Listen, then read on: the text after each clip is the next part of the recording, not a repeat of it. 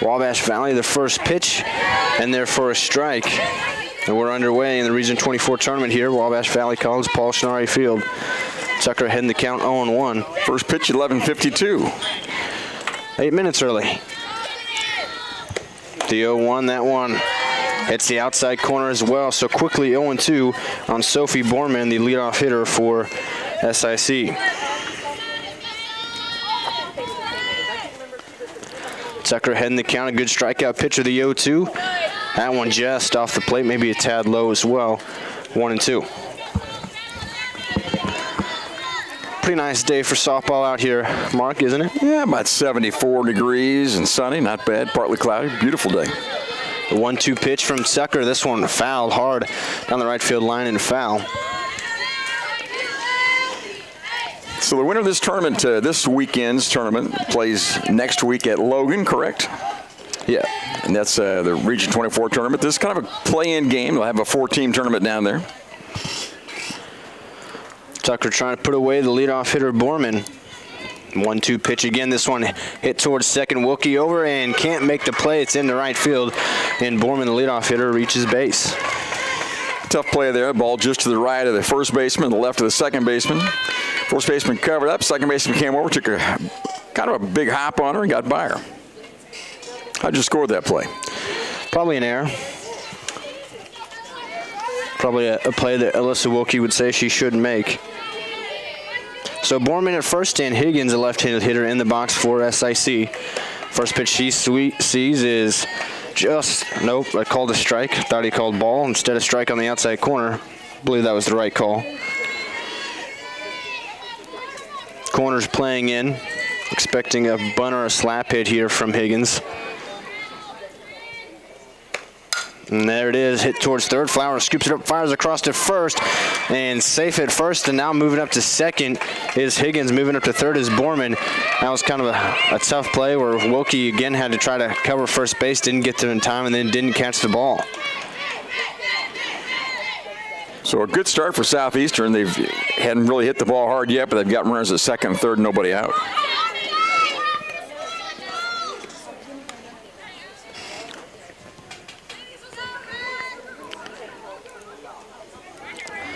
So SIC's threatening to score early here.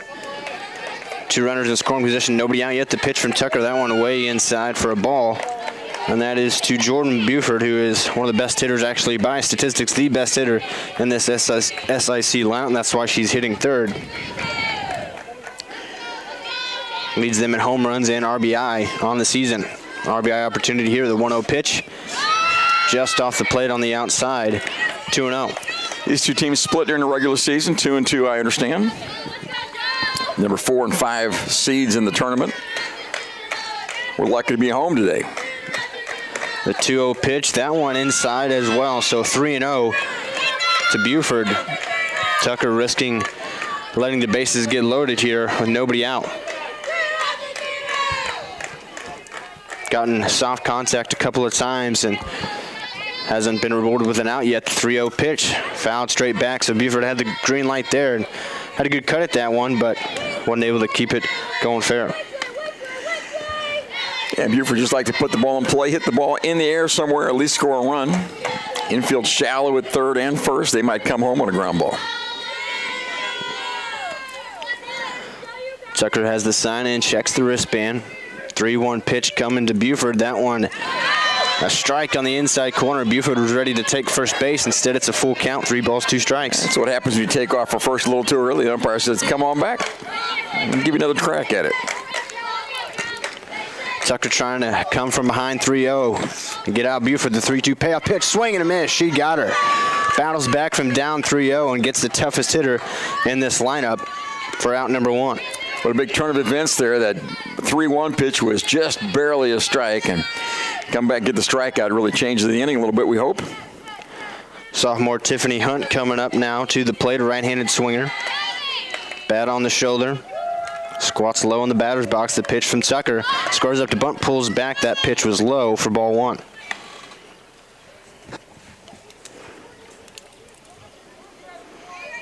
Well, they got that big out number one with that strikeout of Buford, but still a tough situation here defensively for Wabash Valley. Still got to be on their toes.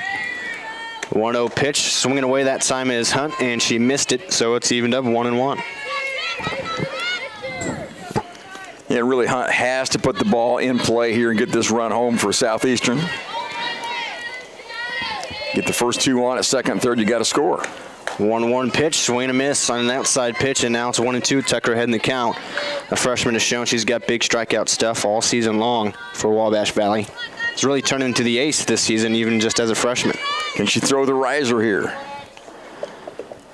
And the count 1-2, the pitch from Tucker. That pitch low, tried to get her to chase, but Hunt did not offer. The opposite of the riser, wasn't it? It was in the dirt. Trying to get that big out number two that lets your defense relax a little bit. Right now they still have the corners fairly in. 2-2 pitch from Tucker. Swings at a high one, and this one's hit into left field for a base hit, 1 run in. So SIC takes a 1-0 lead on the RBI base hit from Hunt.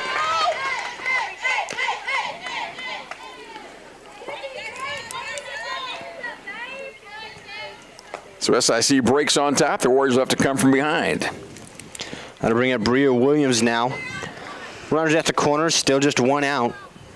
Middle infield will be back at double play depth now for the Lady Warriors. The corners playing in front of their respective bags. Another right-handed hitter in Williams at the plate. First pitch to her from Tucker. That one's in there. No, just a tad low for ball one.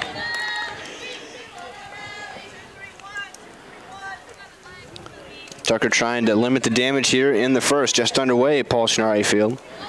SIC with a 1-0 lead already. Threatening for more. That pitch is low as well for 2-0, and taking second base is Hunt. No throw from Collins. So second and third again with just 1 out. Takes away the traditional double play opportunity. Tucker behind 2-0 to Williams. The next pitch pops up right side. That'll get out of play for strike one. So some adversity early here for Wabash Valley. Top of the first inning. Just 1 out, 1 run already crossed, and 2 in scoring position for SIC with Williams at the plate. Yeah, a base hit or a first hitter reached on an error on a ball that should have been played, and the same on the bunt. We didn't get a out on that. Now here's the bunt attempt right in front of the plate. Diving tag by Tucker, and not in time. They call her safe at the plate. That was Higgins scoring for the second run for SIC. Looked like Tucker maybe could have gotten that foot in time, but home plate umpire calls it differently, and SIC with a 2-0 lead. The bunt didn't go but about 3 feet out in front of the plate, and a great job on the bases there, but able to score that run. So runners at the corners again. Still just 1 out. Tucker not giving up a ton of hard contact. That one base hit from Hunt was hit pretty hard, but other than that, they've been just doing what they need to do, putting in play, and good things are happening for SIC. That first pitch in there, a strike to Bailey Weber. Yeah, a little harmless or weak ground ball and a couple bunts along with the 1 base hit. Weber with an open stance. The 0-1 from Tucker fouled straight back. Tucker ahead 0-2. Runner was moving on the pitch. He'll have to come back. Well, it's clear SIC is going to be aggressive in these kind of situations, trying to take away double play opportunities. Try to use their speed as an advantage. Put the pressure on the defense. Good idea. It's worked for him so far this inning. The 0-2 pitch from Tucker to Weber, just off the outside corner for ball one. It's a pretty pitch just off the plate.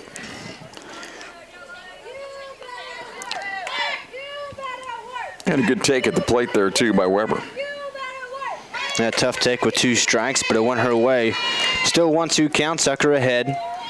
Trying to put her away for out number 2 of the inning. 1-2 from Tucker to Weber.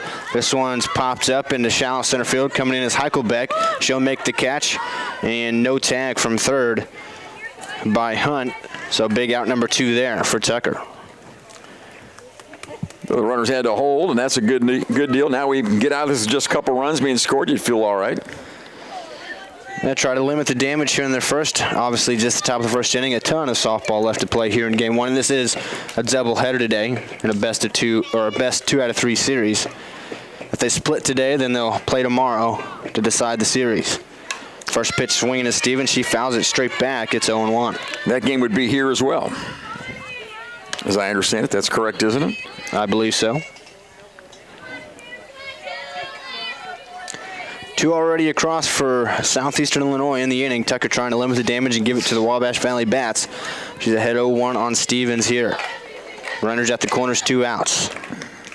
The 0-1 pitch fouled into the netting, 0-2. A couple misplays by the Warriors this inning, and both those runners have scored. Yeah, both runs that have scored are unearned right now on Tucker. First 2 hitters of the game reached on what I would call errors, at least in my very unofficial scorebook. And then, as you mentioned, SIC made him pay. The 0-2 pitch just off the plate, 1-2. Zach, I copied your scorebook, so I agree. All right. You're putting a lot of trust in me. Why not? Tucker still ahead 1-2 here, trying to put away Stevens, the catcher for SIC. Stevens trying to keep the rally going here in the first. Tucker looking towards Coach Jay Montgomery for the sign. Hasn't, checks the wristband. Brings home the 1-2 pitch. Ringer up on the inside corner. Tucker gets out of the jam, but SIC scores early. They're up 2-0. Wabash Valley with a chance to answer the bottom of the first when we come back. You already know that the First National Bank is your real community bank, but have you met our people? It's the people inside that make us a community bank. We live here, we work here, we're your neighbors and your friends. When you bank with us, your money is reinvested in your community. At the First National Bank, our customers are more than an account number. People are the reason for this community. We're your hometown bank, serving the area since 1906. We are the First National Bank, where our people make the difference. Come see us today. Equal housing lender, member FDIC. Get your Ford at Steve Faulkner Automotive in Mount Carmel. Get up to $4,750 off 23 Ford Explorers and 2023 Ford Mach-E. Get $15,700 off original MSRP. Go to SteveFaulknerAutomotive.com today. Come to Steve Faulkner Automotive. Get up to $17,400 off 2023 Chargers and Challengers, and up to $15,555 off MSRP on 2023 Jeep Gladiators. Get them all at SteveFaulknerAutomotive.com today. The Shop at 1418 is located at Wabash General Hospital's main lobby. It is open Monday through Friday from 10 a.m. to 2 p.m. The shop offers a nice selection of gifts for everyone, including children's books, snacks, cards, toys, apparel, and other reasonably priced items. The profits from the Shop at 1418 are used to purchase medical equipment and other needed items for Wabash General Hospital. For more information, visit wabashgeneral.com or visit our... Kinsley Heichelbeck leading it off for the Lady Warriors, as she has done almost all season long, playing center field here in game 1 of the doubleheader today. Left-handed swinger leading off against Caitlin Williams, the pitcher for SIC. That pitch misses up and away. Heichelbeck had squared the bumper, pulled back quickly there. Fast pitch softball is a lot of fun. It plays very quickly. Yeah, a lot of pressure on the defense. The 1-0 from Caitlin Williams. This one's pops up left side. That'll get out of play towards the parking lot. And it's evened up 1-1. Hope you parked far enough away, Mark. Don't want to have any damage done to your car out there in the parking lot. Well, I'm straight away center field, about 400 feet away. All right. Probably just 350. A 1-1 pitch to Heichelbeck. That's outside, 2-1. So unless the breeze blows in a big way, I'm in good shape. Heichelbeck leads Wabash Valley in almost all offensive categories. Even as a leadoff hitter, leads them in home runs and RBI, I believe. This one's popped in the parking lot as well on the left side, so it evened up again. 2 balls, 2 strikes.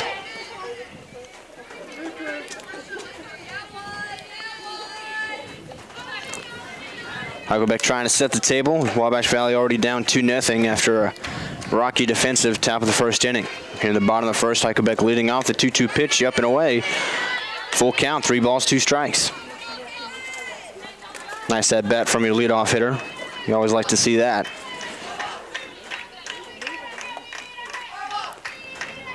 Williams fires home the 3-2 payoff pitch, and Heichelbeck chases an outside pitch and strikes out. I think that would have been ball 4 right there, but instead she goes to the bench, 1 down.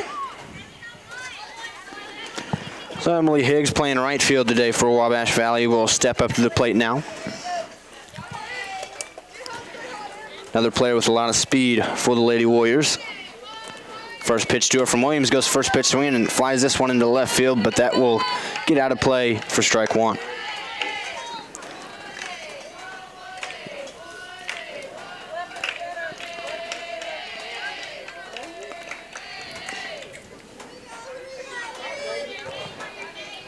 Williams is ready for the 0-1, fires it home to Higgs. She swings at this one, pops it up left side. That one is going to stay in play, and a nice grab by Weber, reaching over into the dugout. How to use her height and arm length on that one to pull that one away from landing in the Wabash Valley dugout and get a tough out. This is a tough play and nicely done. By the way, the flag pretty limp out there in right center field, blowing out about 5 miles an hour, so not much breeze today, and they're breeding gnats in the outfield here. I don't know if you noticed that when you walked in or not. First pitch to Wilkie. She goes first pitch swinging, fouls this one out of play on the right side. So Wabash Valley, I think everybody's swung at the first pitch so far. Heichelbeck squared up to bunt at her first pitch and then pulled back. But Higgs and then now Wilkie swinging early here, trying to jump on Caitlin Williams. So this is Wilkie, number 13, correct? Yes.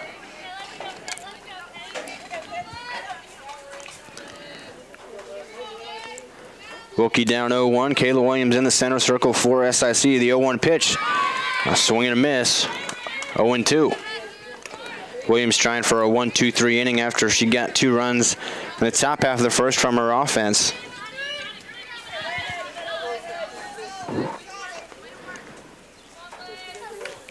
Wilkie trying to battle and get on with 2 outs. The 0-2 from Williams.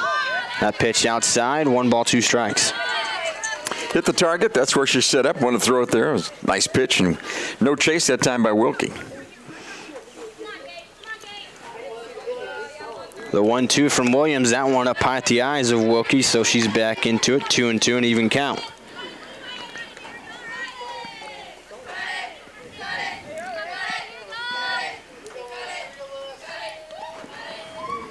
The 2-2 to Wilkie. That pitch, called a strike 3 on the inside corner. Looked a little in.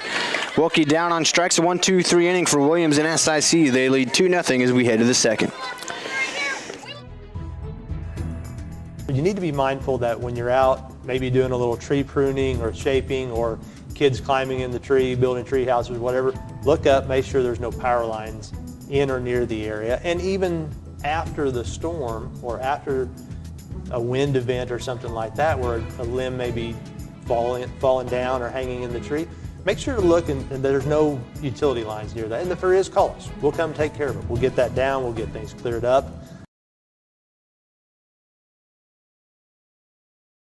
Mount Carmel's original, authentic Mexican restaurant, Tequila's, is still the best, with great food and some great specials. Lunch-size margaritas are just $1.99 every Wednesday and Thursday. And check out our student specials, including chicken on the beach, Mexican rice with cheese, nacho fajita chicken, or nachos with beef, all including soda. Not a student? No problem. Check out our daily specials just for you. Great food, great specials with great prices, all from the friendly...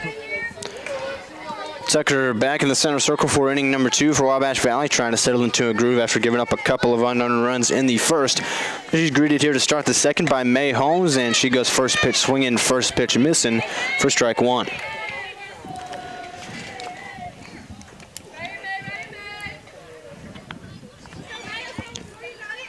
Corners playing in on Holmes. At the plate, a right-handed swinger. The 0-1 pitch outside, 1-1. 8, 9, and 1 in the order this time for Southeastern. Try to get this 8-hitter out and move along. Tucker wants a bounce back inning after that rocky first inning. Try to settle into a groove. Swing and a miss, make it 1-2. Was a tough inning for Tucker first inning, but I only had it for one base hit. A couple errors, one on a sacrifice bunt attempt.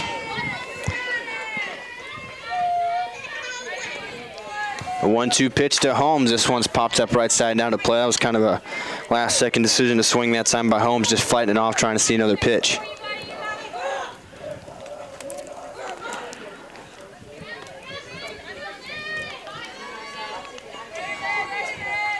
Tucker ready for the 1-2, trying to put away the 8-hole hitter. That pitch low and inside, evens up 2-2. We talked between innings. That's where the umpire likes that ball in on the right-hand hitters. That was just a little low at that time. He made a couple punch-outs on an inside pitch, inside corner. It's where he sets up behind the catcher Collins on the inside half. The 2-2 pitch. That one just a little low as well. Looked over the plate on the outside, but just below the knees, and it's now a full count, 3 balls, 2 strikes. Hadley Rich on deck for SIC. 3-2 payoff pitch, fouled straight back. Good cut that time from Holmes. Tucker tried to blow a fastball by her. Tucker's got a good one.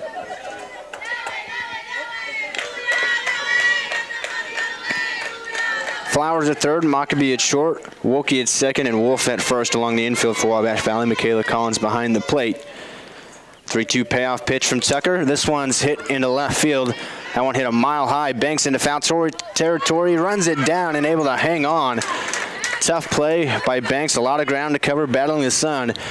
Nice play for out number 1 of the inning. Had to reach out in front of her, just barely got there for that shot.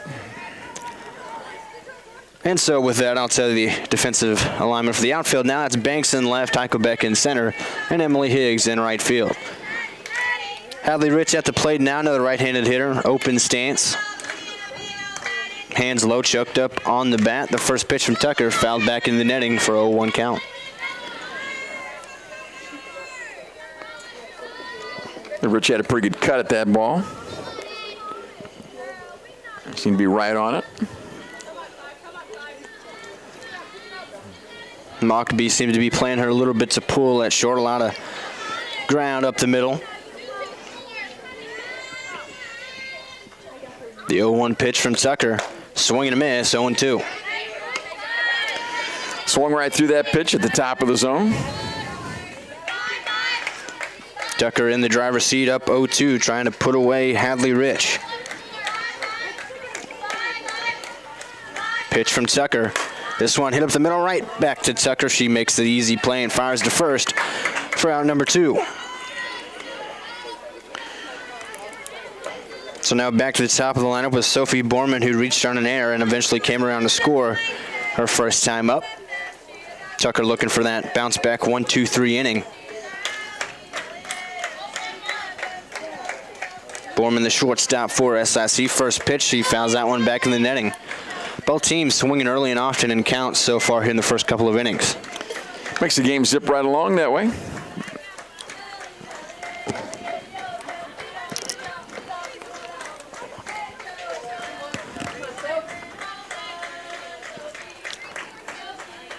Tucker checks the wristband after getting the call from Coach Jay Montgomery.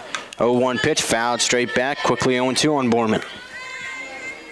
Tucker doing a nice job attacking the hitters. You might as well swing, it's going to be right there.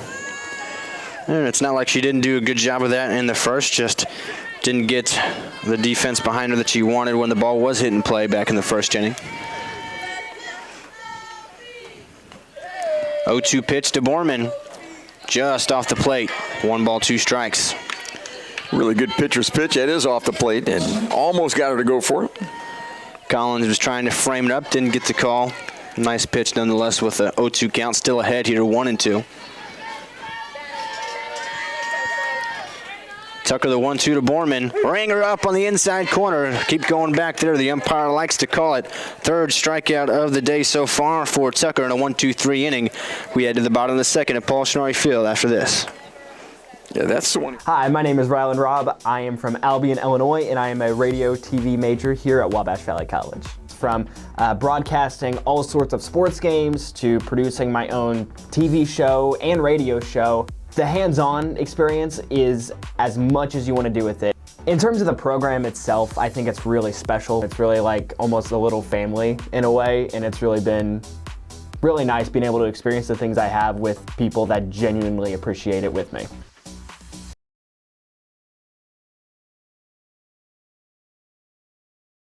I'm Mason Gross. I am a marketing business management major at Wabash Valley College. You'll learn a lot about the business industry as a whole, and that really helps you to explore your options as far as to what's out there. So I'm doing my internship at Summer Real Estate in Salem, Illinois. Sophomore shortstop Abby Mockabee to lead things off here in the bottom of the second for Wabash Valley after they went down 1-2-3 in the first to Caitlin Williams in the center circle for SIC. The first pitch to Mockabee. She goes first pitch swinging, pops this one up left side. Stevens, the catcher, gives it chase, but it'll get out of play for strike one. Mockabee had a really strong end to the season. The last couple of weeks she's been seeing the ball really well, a ton of walks. Had a home run, a 3-run homer against John A. Logan. The 0-1 pitch to her here, up high for ball one.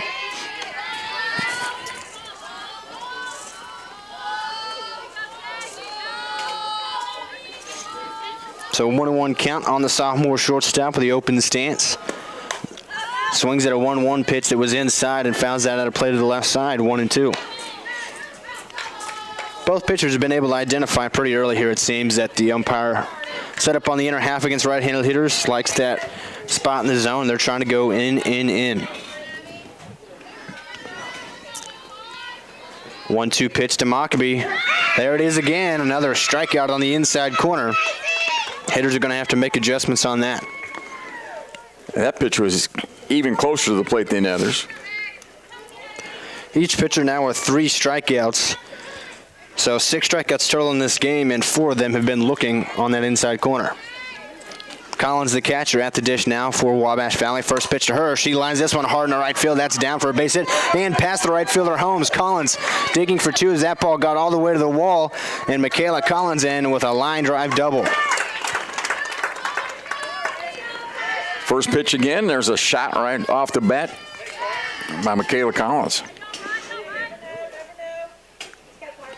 Carson Flowers now coming to the plate, a right-handed hitter, playing a lot of third base this year for Wabash Valley. Sure-handed over there and has shown some pop this season.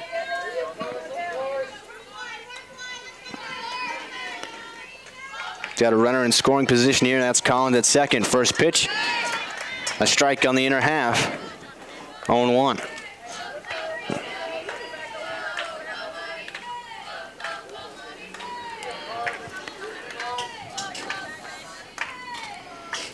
Wabash Valley down 2-0, trying to get a run back. This one's hitting the left field. Hunt camps underneath it, didn't have to move much. She makes the catch for out number 2. Flowers just got a little bit underneath that one. So now it'll be Alexis Tucker coming to the plate, the pitcher for Wabash Valley, trying to help her own cause.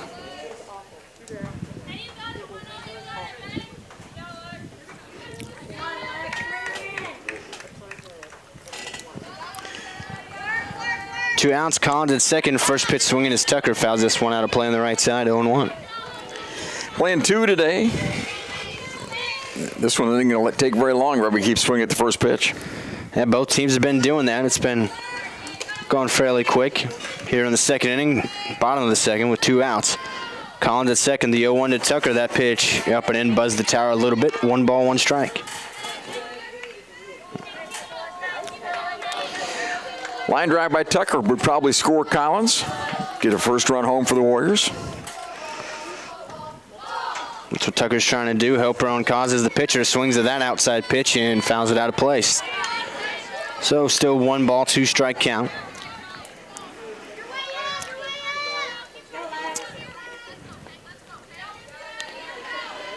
A lot of freshmen having to make an impact for this Wabash Valley team. Just had 4 or 5 sophomores.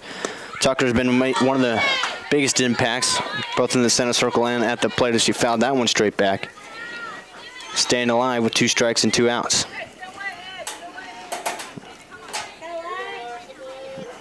Outfield deep all the way around. Another 1-2. This one kind of a check swing into the outfield and right field. Coming on is Holmes, and she will make the catch. Got the ball to carry out to her. Wabash Valley strands a runner at second base. That was Collins with the double. SIC still leads 2-0 as we head to the third. I'm Mason Gross. I am a marketing business management major at Wabash Valley College. You'll learn a lot about the business industry as a whole, and that really helps you to explore your options as far as to what's out there. So I'm doing my internship at Summer Real Estate in Salem, Illinois. Right now I'm working on getting my license. I am hanging around the office, going to showings, and doing everything I can as a non-licensee to get myself ready for when I graduate and take that step as an agent.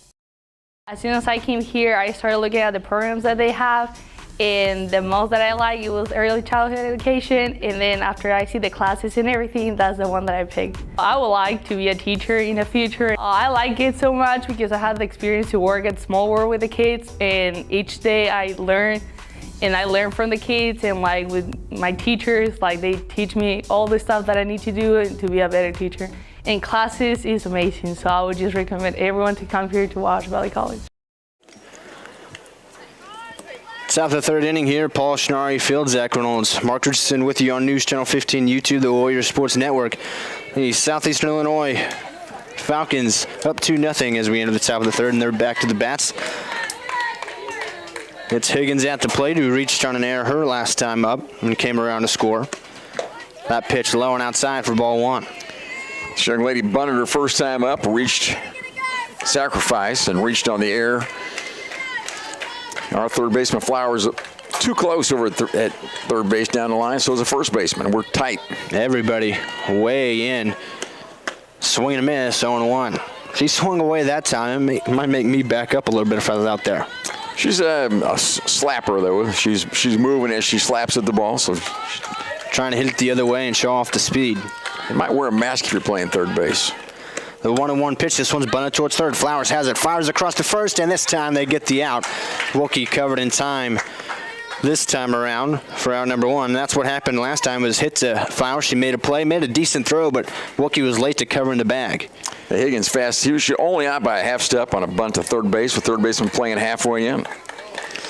So now Buford coming up, struck out her first time up. That was a big out for Tucker to help limit the damage. First pitch here is inside.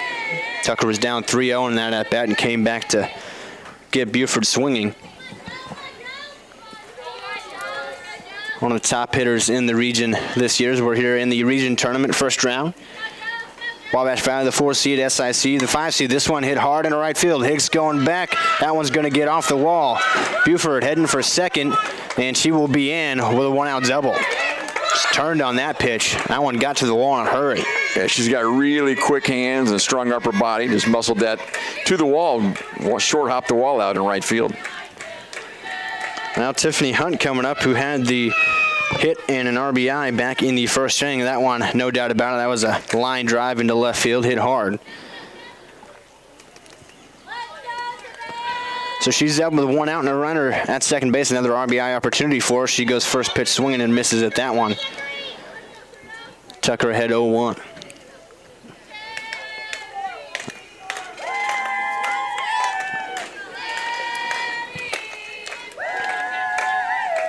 Hunt playing left field for SIC here today.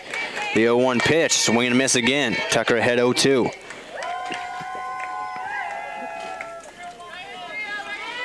Tucker trying to find her groove at a 1-2-3 second inning.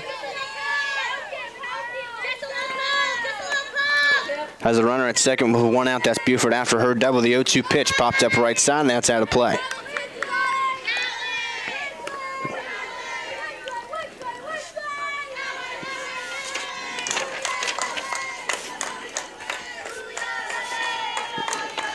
The noise you hear is out of the Southeastern dugout.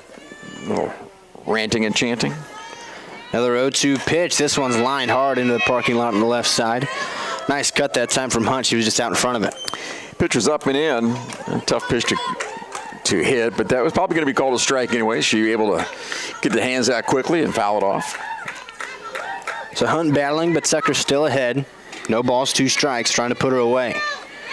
Another 0-2 pitch from Tucker. This one, kind of a check swing over the head of Flowers into left field. Another base hit for Hunt, but Buford kind of had to freeze on that one to make sure it got through, so she just ends up at third. It will be runners at the corners and 1 out for Bria Williams. A little soft line drive over the head of the third baseman. So Williams up now, who had that bunt for an RBI. She bunted it just in front of the plate, and Tucker came in, fielded it, tried to make a diving tag, did not get the play. We had Williams reaching on a fielder's choice there. But she did have an RBI. First pitch here, not bunting this time around with the runner at third base, and that pitch in there for a strike. Middle infield, the double play depth, the corners in front of their bases.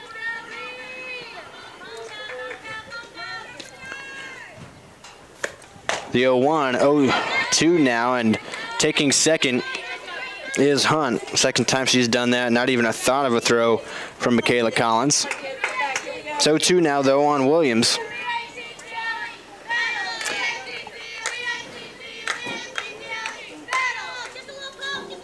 The 0-2 pitch, just off the plate on the outside. That is not where the umpire likes it. Now Tucker's tried to go back there several times now when 2 strike counts, and no matter how good Michaela Collins frames it up, she's not getting the call. That was pretty close that time. Still ahead, 1-2, long look to Coach Jay Montgomery for the sign, has it, and checks the wristband for the corresponding pitch. The 1-2. That one low and inside, way inside. It's 2-2. So Williams battling back here a bit after starting down 0-2. Has evened up the count. It's 2 runners in scoring position. That's Buford at third, Hunt at second. Just 1 out here in the top of the third inning. SIC already up 2-0. 2-2 pitch, swing and a miss. Tucker took a little off that one. Looked like an off-speed pitch and got her to swing over and probably chased a ball. Yes. 4 strikeouts now for Tucker. Sorry, Mark. That is just out of the zone of what he's been calling at least. So Bailey Weber now at the plate. Flew out to center field her first time up. Playing third base. First pitch to her this time from Tucker is line in right field, but foul for strike 1. Tucker's one of those pitchers. You're going to see a lot of foul balls to the right side. She just has good enough velocity that a lot of hitters are late on her stuff, even when they can get the bat to it. Trying to get out of another jam here. She's got 2 outs, but 2 runners in scoring position. She's up 0-1 on Weber. And the next pitch, inside, and nice play by Collins behind the plate to scoop that one out.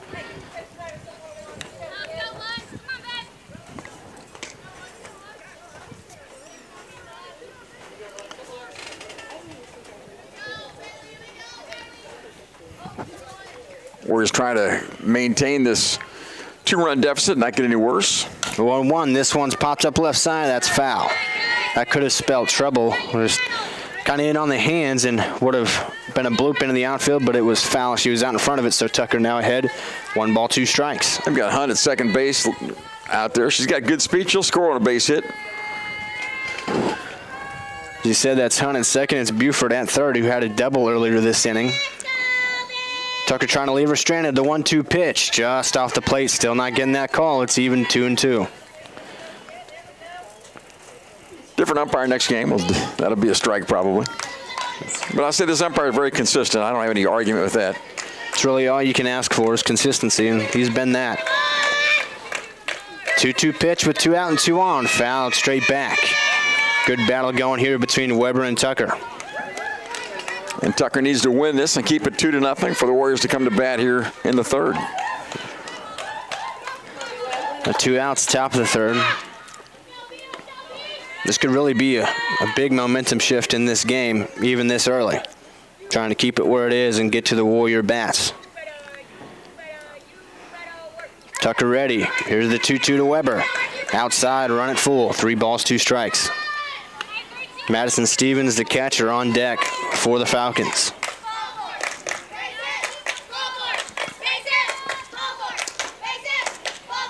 Something's got to give here. There's a base open at first, but Tucker does not want to give that up.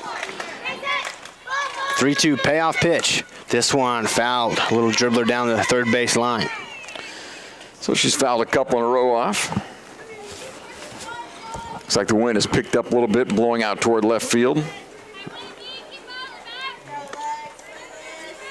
According to the flag out there, now it goes limp again. 2 on, 2 out, south of third. SIC already up 2-0. Wabash Valley's trying to keep it where it is. Another 3-2 payoff pitch from Tucker. Fouled straight back again. Still doing battle. And Tucker doesn't have to give in. You got first base open here, so even if you throw something off the plate and let her go for it, if she doesn't take it, you got another hitter to work with. Not all that bad. And the on-deck hitter, Stevens, struck out her first time up. Long at bat here with Weber. Tucker, another 3-2 pitch. Got her this time. Struck her out swinging after the long at bat, and Tucker leaves 2 runners stranded in the scoring position. Trying to build momentum. SIC still up 2-0. Wabash Valley trying to come back in the bottom of the third on the other side of these breaks.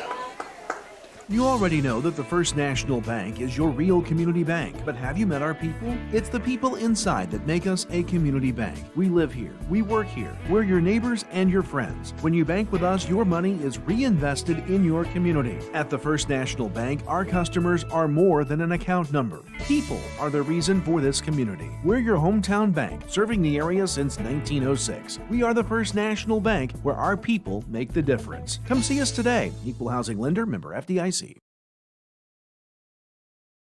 It's Jeep Celebration Month at Steve Faulkner Automotive. Lease a 2024 Jeep Compass as low as $300 per month and a 2024 Jeep Grand Cherokee lease as low as $399 per month. Go to SteveFaulknerAutomotive.com today. Come to Steve Faulkner Automotive. Get up to $17,400 off 2023 Chargers and Challengers and up to $15,555 off MSRP on 2023 Jeep Gladiators. Get them all at SteveFaulknerAutomotive.com today. Bottom of the third inning, SIC up 2-0 here. Game 1 of the Region 24 tournament, this first round series. Best 2 out of 3, a doubleheader today. Game 3 tomorrow if necessary. Cameron at the plate for Wabash Valley. Not playing the field here in Game 1, just doing hitting. And she takes strike 1. Call her a flex player, is that what they call her? Something like that. Something. Call her whatever you like. She's hitting in place of Demi Wolf, who's playing first base. This one's pops up. Left side, the catcher Stevens puts it away for out number 1. So now the left fielder, Emma Banks, will step up to the plate. Another player with some speed for Wabash Valley.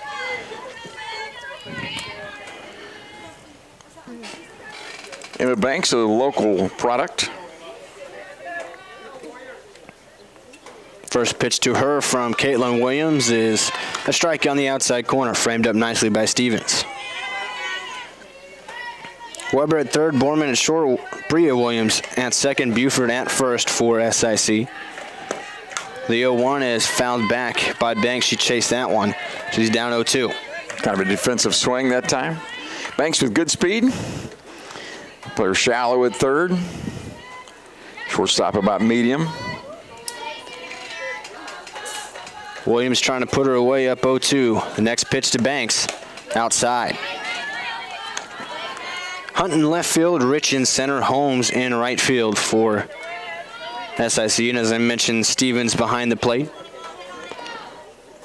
Kayla Williams in the center circle, the 1-2 pitch to Banks.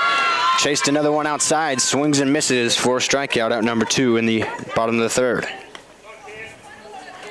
Both pitchers showing a lot of strikeout stuff here early in this game. 5 for Tucker and right now 4 for Caitlin Williams. Back to the top of the lineup now with Kinsley Heichelbeck, who struck out her first time up.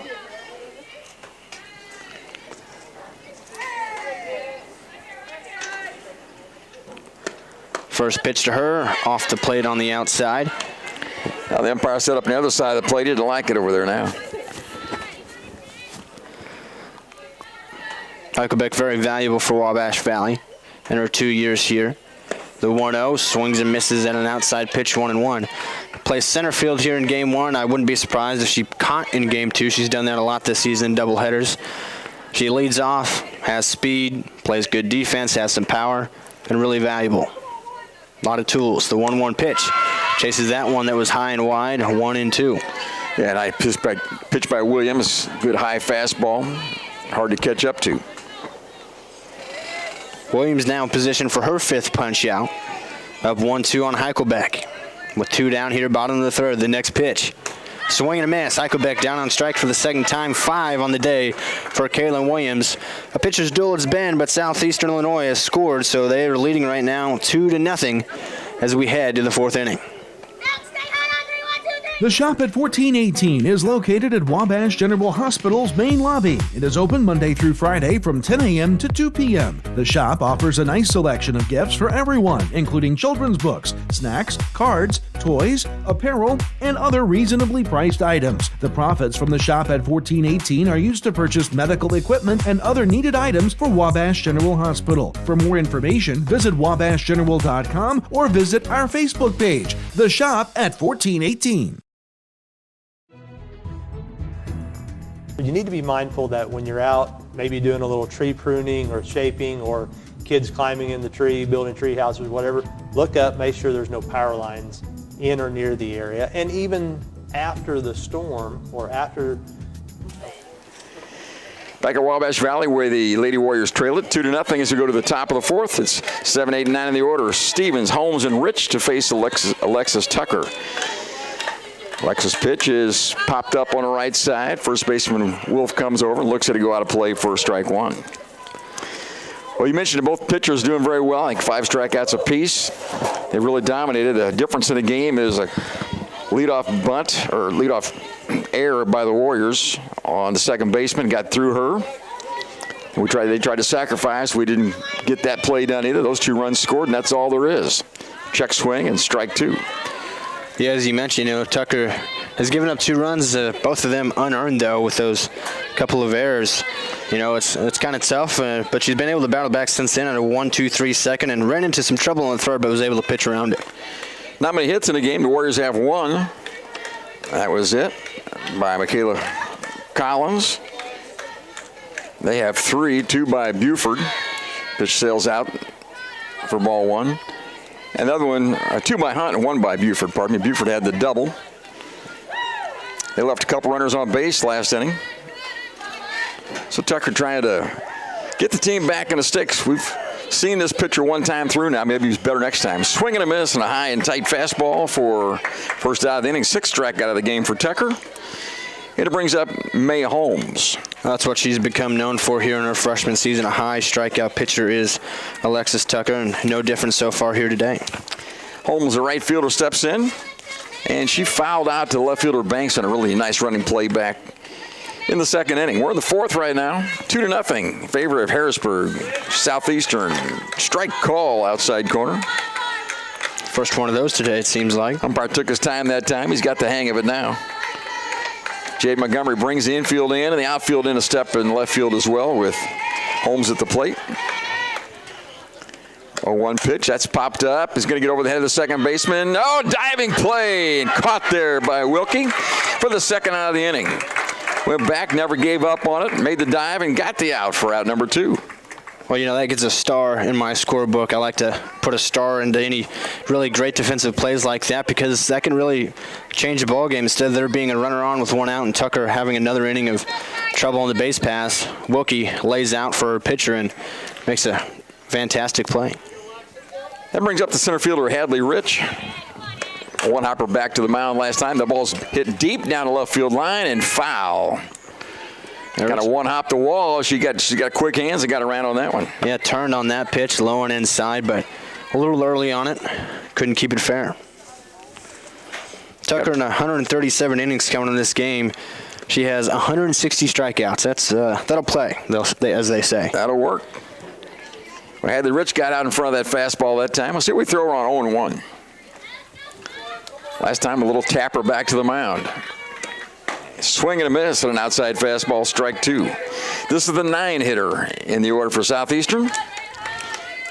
We're in the top of the 4th, and the Warriors trail it 2-0 to Southeastern.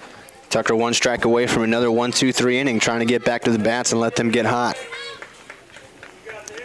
Here's the next delivery, popped up and out of play, and it stays 0-2. Hey, nice day to play 2. What do you think? Let's go for the double dip today. I think we shall. Ernie Banks, I think, said that. I don't think he ever meant it, but he said it a lot. It is a beautiful day for baseball or softball or gardening or whatever you got to be outside with. Hadley Rich behind the count of 0-2. Here's Tucker's next pitch. That one sails outside for ball 1. Yeah, I tried with the waist pitch that time, just a little bit more outside than she probably wanted it. And a much easier take for Rich than probably intended. Rich, tough number 9 hitter for Southeastern. Tucker has the sign, reads the card. Here's the pitch. Inside corner, just off the corner for ball 1. Maybe a little low. 2-2 now.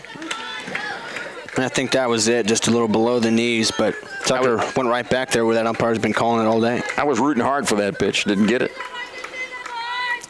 Here's the 2-2 delivery, popped up on the right side. Wolf comes over, now Wilkie calls her off. Second baseman makes the play for the 3rd out of the inning. So 1-2-3 they go, nothing across in the top of the 4th. Southeastern still leads the Warriors 2-0. Back with the bottom in just 1 minute.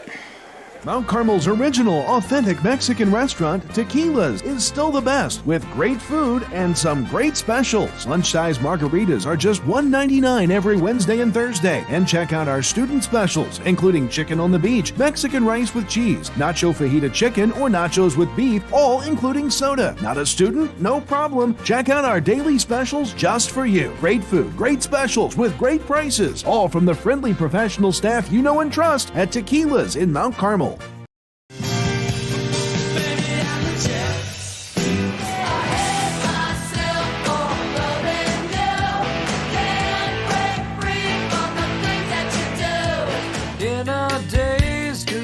Found God. Yeah.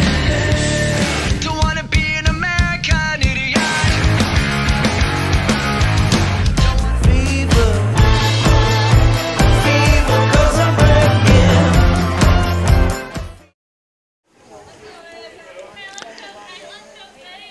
Leading off here in the bottom of the 4th, it's 2, 3, and 4 for the Warriors. Emily Higgs looks at the first one outside for ball 1. She popped out to third base her first time up. Has some speed for Wabash Valley. She can get on and set the table. Try to come around to score with that speed. Here's the 1-0 pitch. Ground ball up the middle for a base hit. Our second base hit of the day. And the Warriors have a leadoff runner here in the bottom of the 4th. That was a nice piece of hitting that time by Higgs. She just got a pitch kind of low and outside a little bit. Just sent it up the middle, slightly the other way. Hit it right where it was pitched. Now batting is Alyssa Wilkie. Struck out her first time. Let's see if the Warriors decide to run, or if they probably won't bunt down 2, will they? And no break, and pitch is high for ball 1. No break, I mean by that, the runner didn't head to second base for the steal. Higgs appears to have pretty good speed. Checks the wristband for the sign. Jade Montgomery coaches the 3rd for the Warriors. She's the manager of the club. Here's the 1-0 pitch. There goes the runner. They throw through, slide, and she is out at second base. Boy, what a play by the shortstop coming across Borman. Fielded that one hopper, short hop, got the tag down and got her. What a play. Yeah, that was all the shortstop right there. The throw was short by Stevens and a little to the right side, but as you mentioned, Borman turned that from, a bad throw from the catcher and turned it into a count stealing. 2-0 on the hitter. The pitch was a ball. That was a great play by the shortstop, and the Warriors lose that leadoff runner. And now Wilkie hits the ball high and deep toward left field. That's got a chance, and that ball's at the wall. It is up against the fence. And rolling into second base is Alyssa Wilkie. I thought it was out of here the way the left fielder played it. Hunt went back there, couldn't catch it, though. And a double for Wilkie. So the first 2 in the order here in the 4th.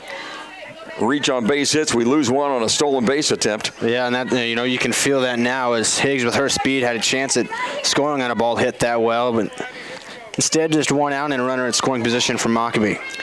Mockabee, who struck out her first time up, fouls this one off for strike 1.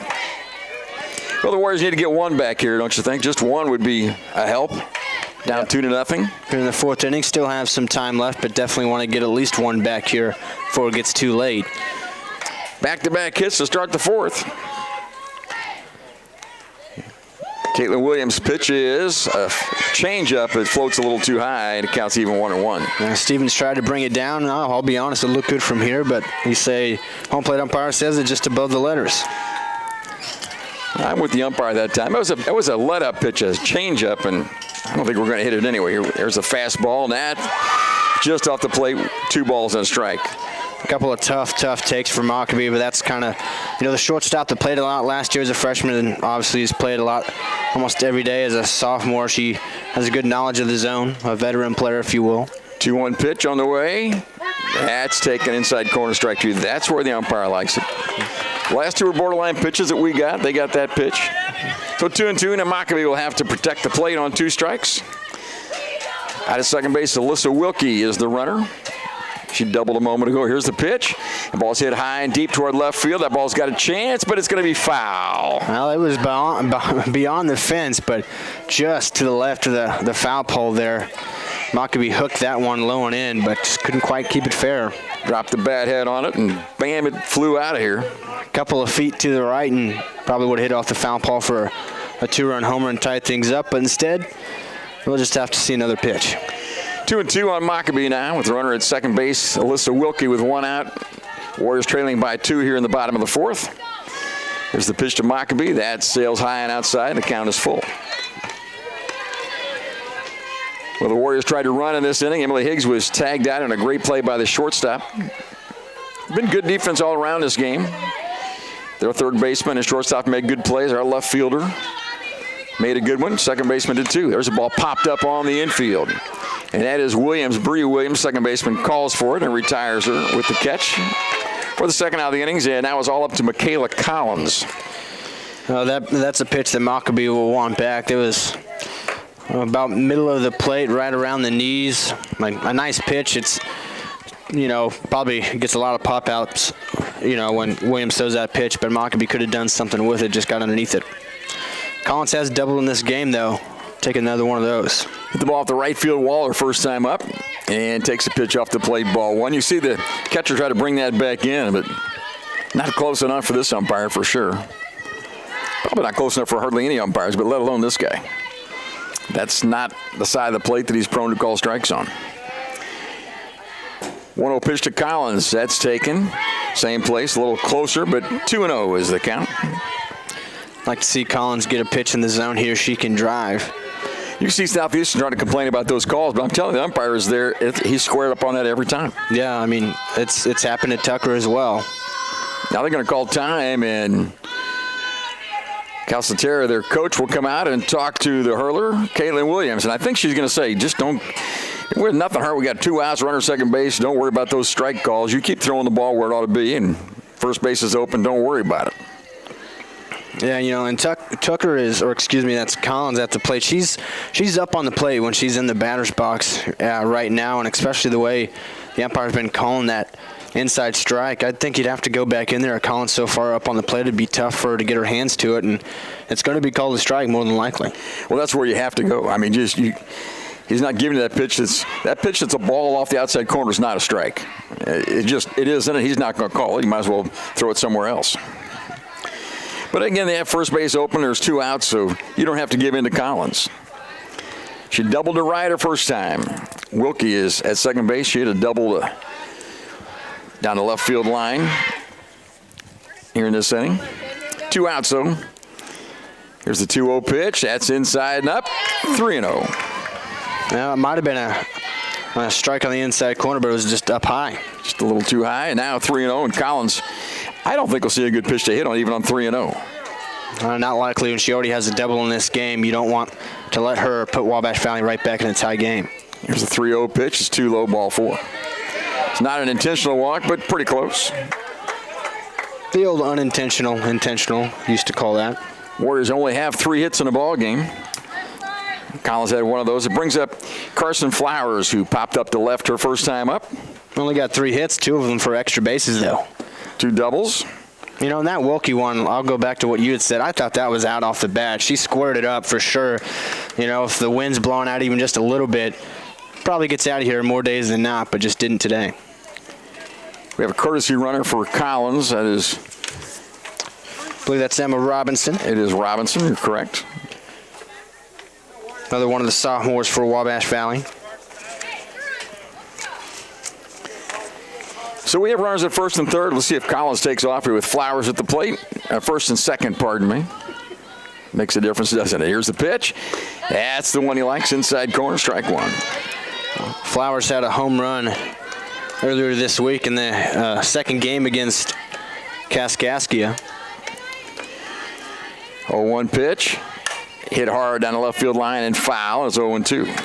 That pitch up near her eyes, it was almost kind of an instinctive swing, and a pitch bearing down on you, she just kind of threw the hands at it and chased it. She's an 0-2 right now. Have to protect the plate with 2 outs. Caitlin Williams did a nice job in the circle for Southeastern all day long. Trying to work out of a jam here. You really want to try to get one here. It's such a tough pitcher after you got a double early in the inning. 0-2 pitch, taken, strike 3. Outside corner at the letters, and she took it for the final out of the inning. In the inning, the Warriors get 2 base hits and a walk. They leave 2 on. We've played 4 complete innings. It's 2-0 in favor of Southeastern.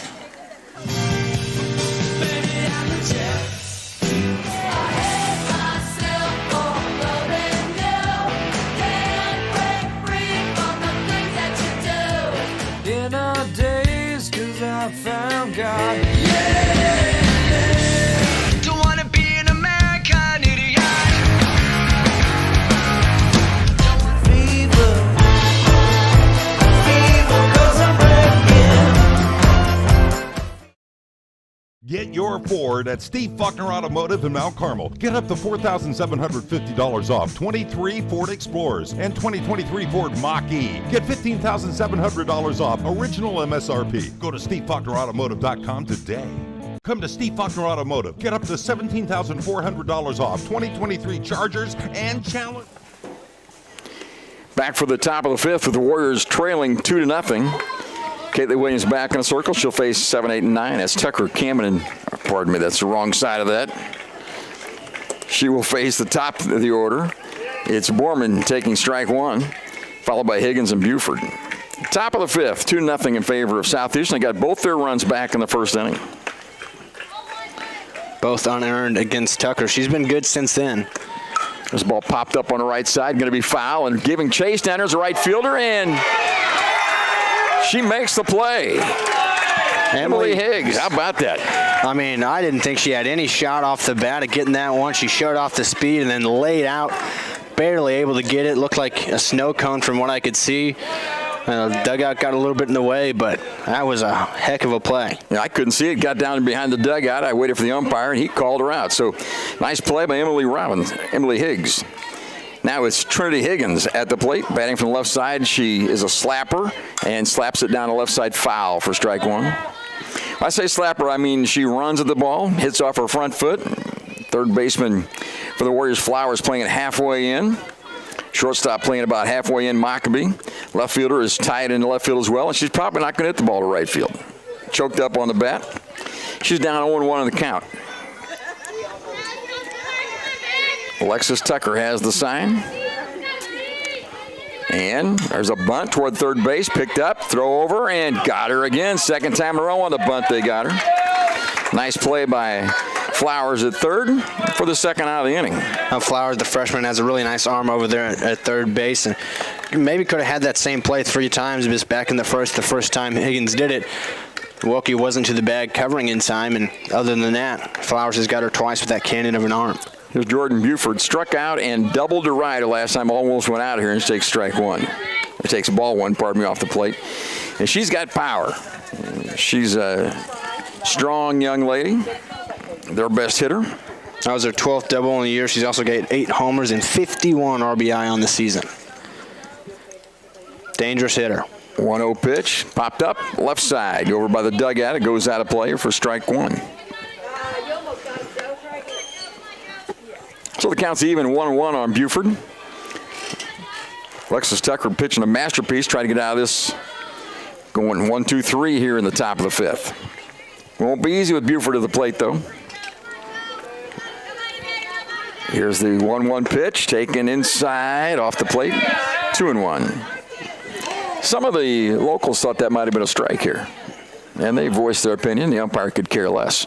I think it was a little bit below the knees, personally. I don't have any complaint with this man's strike zone so far. He's didn't tie it all game. 2-1 pitch on the way. That's outside. 3-1. As long as I'm not surprised when he makes a call, I'm good. Sometimes umpires will surprise you, and that kind of worries you. Got to be careful with Buford here. I wouldn't just groove a fastball trying to get back in the count. She could do damage on it. If you walk her, so be it. Try to get her to chase.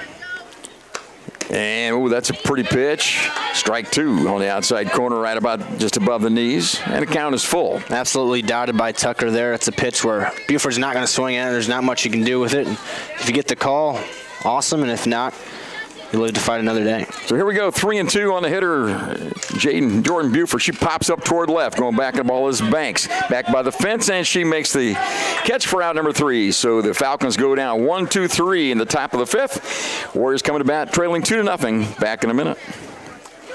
Mount Carmel's original, authentic Mexican restaurant, Tequila's, is still the best, with great food and some great specials. Lunch-size margaritas are just $1.99 every Wednesday and Thursday. And check out our student specials, including chicken on the beach, Mexican rice with cheese, nacho fajita chicken, or nachos with beef, all including soda. Not a student? No problem. Check out our daily specials just for you. Great food, great specials with great prices, all from the friendly professional staff you know and trust at Tequila's in Mount Carmel.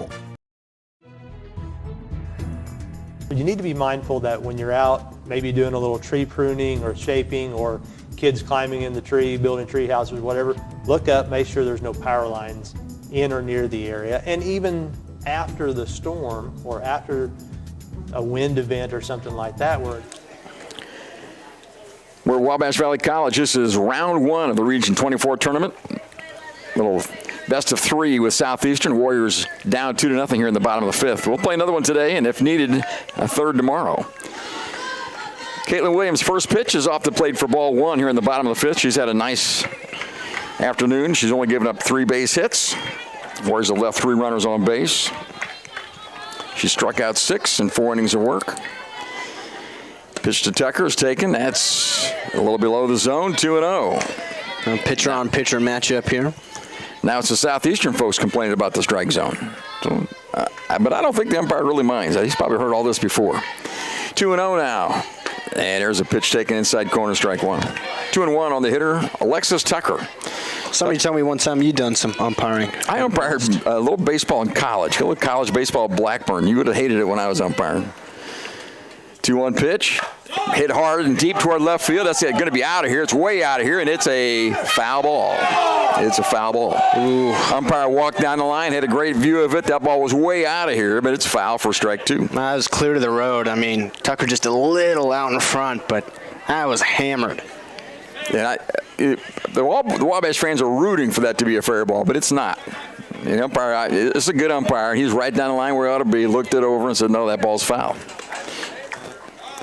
You know what you do here? You just hit it there again, just a little bit more to the right. Easier said than done, obviously. Yeah, and I think the pitcher out there, Caitlin Williams, knows she got by with one, and she won't throw that pitch again, I don't think. Ball was letter high on the inside half. Counts 2-2. Nobody out here in the bottom of the 5th. Warriors trying to get back at him. There's a pitch taken. Ball popped up on the infield. They go back. Second baseman makes the call and makes the play. Bree Williams went out deep into the center field area and got the out number 1. It's a nice job by their pitcher, Caitlin Williams. She wins that battle against the other pitcher, Tucker, and it brings up Ava Kamen. She's the flex player and wears number 5 for this ball club. Out of Flora, Illinois.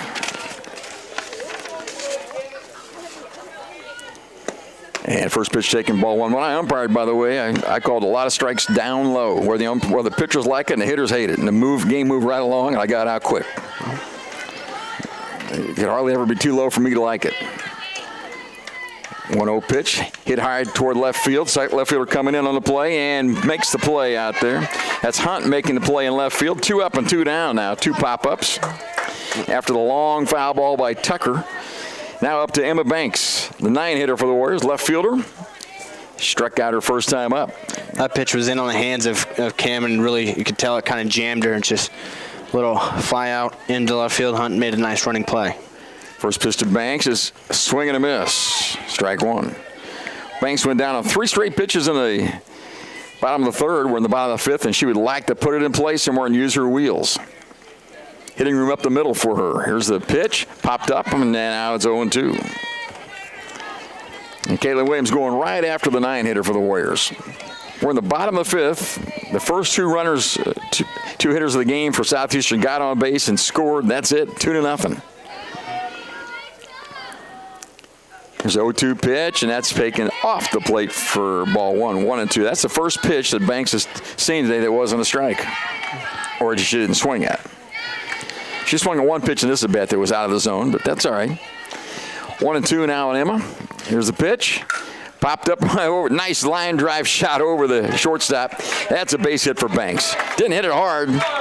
Just took a little cut at it and lifted it over the infield for a base hit. They didn't even swing all the way through, but got the barrel to the bat and hit it where they ain't, right between short and left field. Fourth hit of the day for the Warriors. Now at the top of the order, Kelsey Heikenbeck, the center fielder, up, and I think you still run here. Even though you're down, you got good speed at first base. We'll see what Jane Montgomery thinks.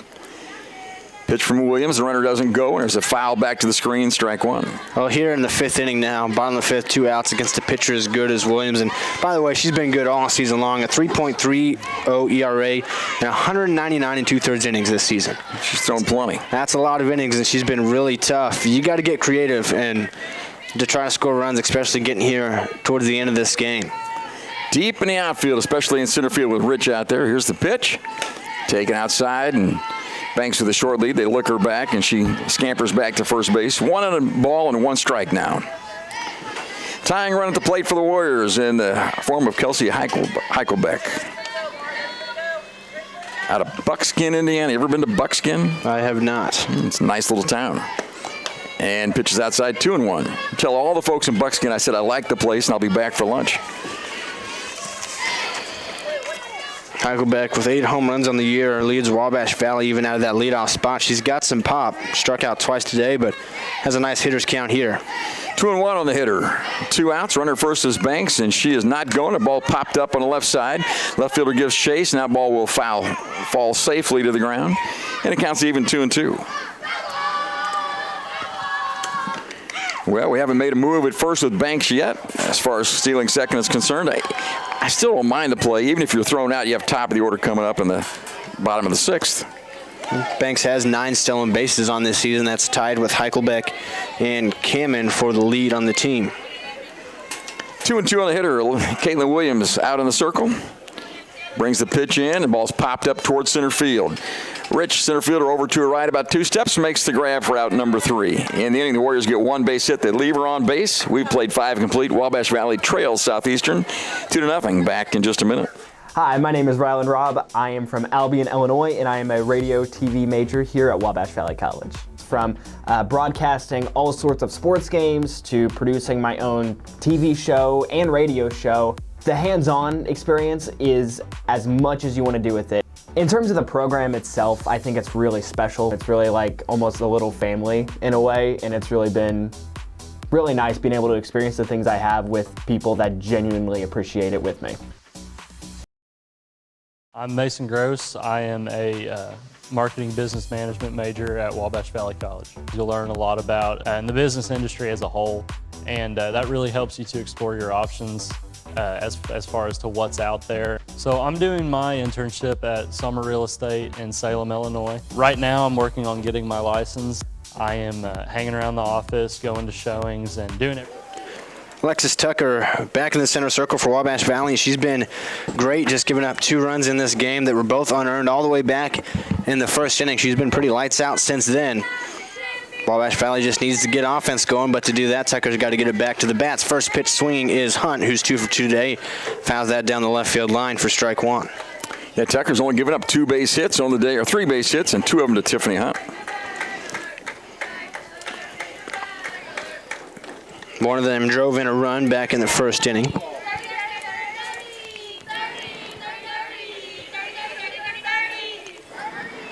Tucker trying to put away Hunt for the first time today, up 0-1. Here, top of the 6th inning. 0-2 now as Hunt misses at that outside pitch. Pitch tailing away from the right-handed hitter. Wabash Valley has more hits right now than Southeastern Illinois, but they've left everybody on base. The 0-2 pitch to Hunt outside, 1 ball, 2 strikes.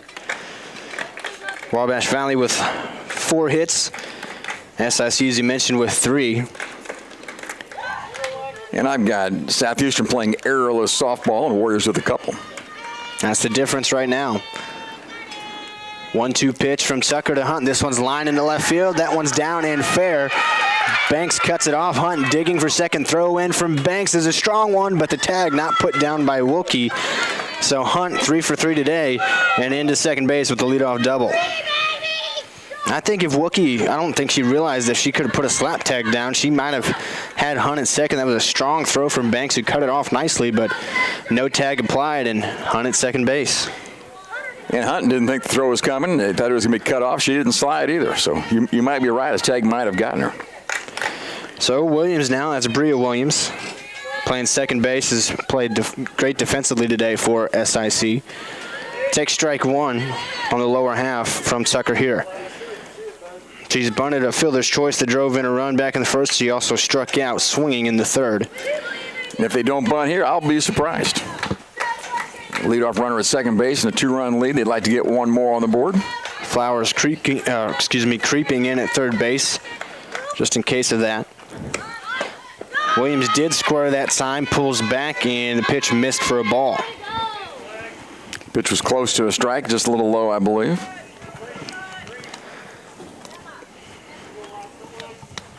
Be interesting how you play this one. You gotta have somebody covering third base defensively for Wabash Valley if a bunt gets down. They'll will play perhaps. Swing away that time is Williams. You're gonna tip of it, but Collins able to hold on behind the plate for strike 2. High fastball thrown by Tucker, hard to hit. Hard enough to hit, it would have been really hard to bunt. 1-2 here. Tucker ahead, trying to put away Williams. Next pitch, swing and a miss. Another strikeout for Alexis Tucker. That's now number 7 on the day. That's a big strikeout. They did not move the runner over to third base with nobody out. So that's a big play for the Warriors. And a missed opportunity for Southeastern. Weber coming up now, still just 1 out and a runner at second base. She's 0 for 2 today with a fly out to center and a strikeout. First pitch this time to her from Tucker. First pitch swinging, lines this one to left field. Banks going back, makes the catch. Hunt retreats to second base. Really well played by Emma Banks out in left field. Read that one well and got there. The ball was hit hard. Yeah, Banks had to get to it quickly as it was a line drive. This is a pinch hitter coming up. Emma Kellerman wears number 21. Pinch hitting here for Stevens, the catcher, in the 6th inning right now.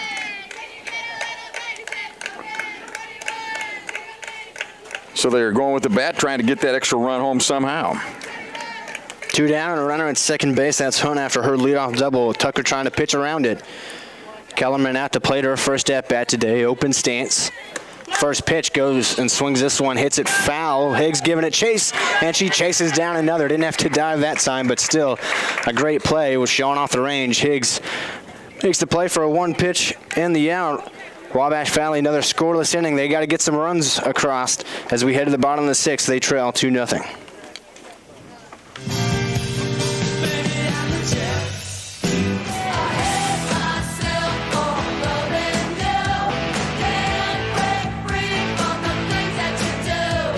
In our days, 'cause I found God. Don't wanna be an American idiot. Fever, 'cause I'm breaking. As soon as I came here, I started looking at the programs that they have, and the most that I like, it was early childhood education, and then after I see the classes and everything, that's the one that I picked. I would like to be a teacher in the future. I like it. 2-3-4 due up for Wabash Valley here, bottom of the 6th inning, running out of time against the SIC ace, Caitlin Williams. They've had a number of base hits, 4 of them. They've left every base runner they've had on other than Emily Higgs, who's at the plate now. She reached and then was caught stealing, likely would have scored on the next hit. And she goes first pitch swing and lines this one in the center field, and Higgs with her second hit of the day, 2 for 3 now. Ball skips away, but Buford right there to scoop it up, no advancement. Yeah, the center fielder came up throwing hard and got over the second baseman's head. So Higgs led off the 4th inning with a base hit like that, and does the same here in the 6th. Back in the 4th, she was caught stealing before an Alyssa Wilkie double. We'll see if she dares to run again or stays put this time. Great play by Borman, made that tag, and I don't know if they'd had her any other way, so we'll see if she goes again here. The first pitch is ball outside to Wilkie. Higgs did not take off that time. Wilkie squared one up her last time up and hit one off the wall in left field. And a lot of days with a little bit of wind, it probably would have been a home run. Leads the team in RBI this season. That pitch up high at the eyes, 2-0. Nice hitters count for Wilkie. Zach, it's a simple matter. We need 3 runs this inning, then get 3 outs, and you got a game 1 win. That's all there is to it.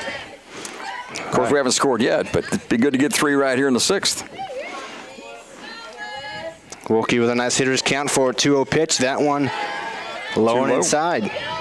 3-0. See if she has the green light. My philosophy always 3-0 is you pick one pitch in one spot. If it's not there, even if it's right down the middle, you just take it. Look for something specific. Other than that, you're taking all the way.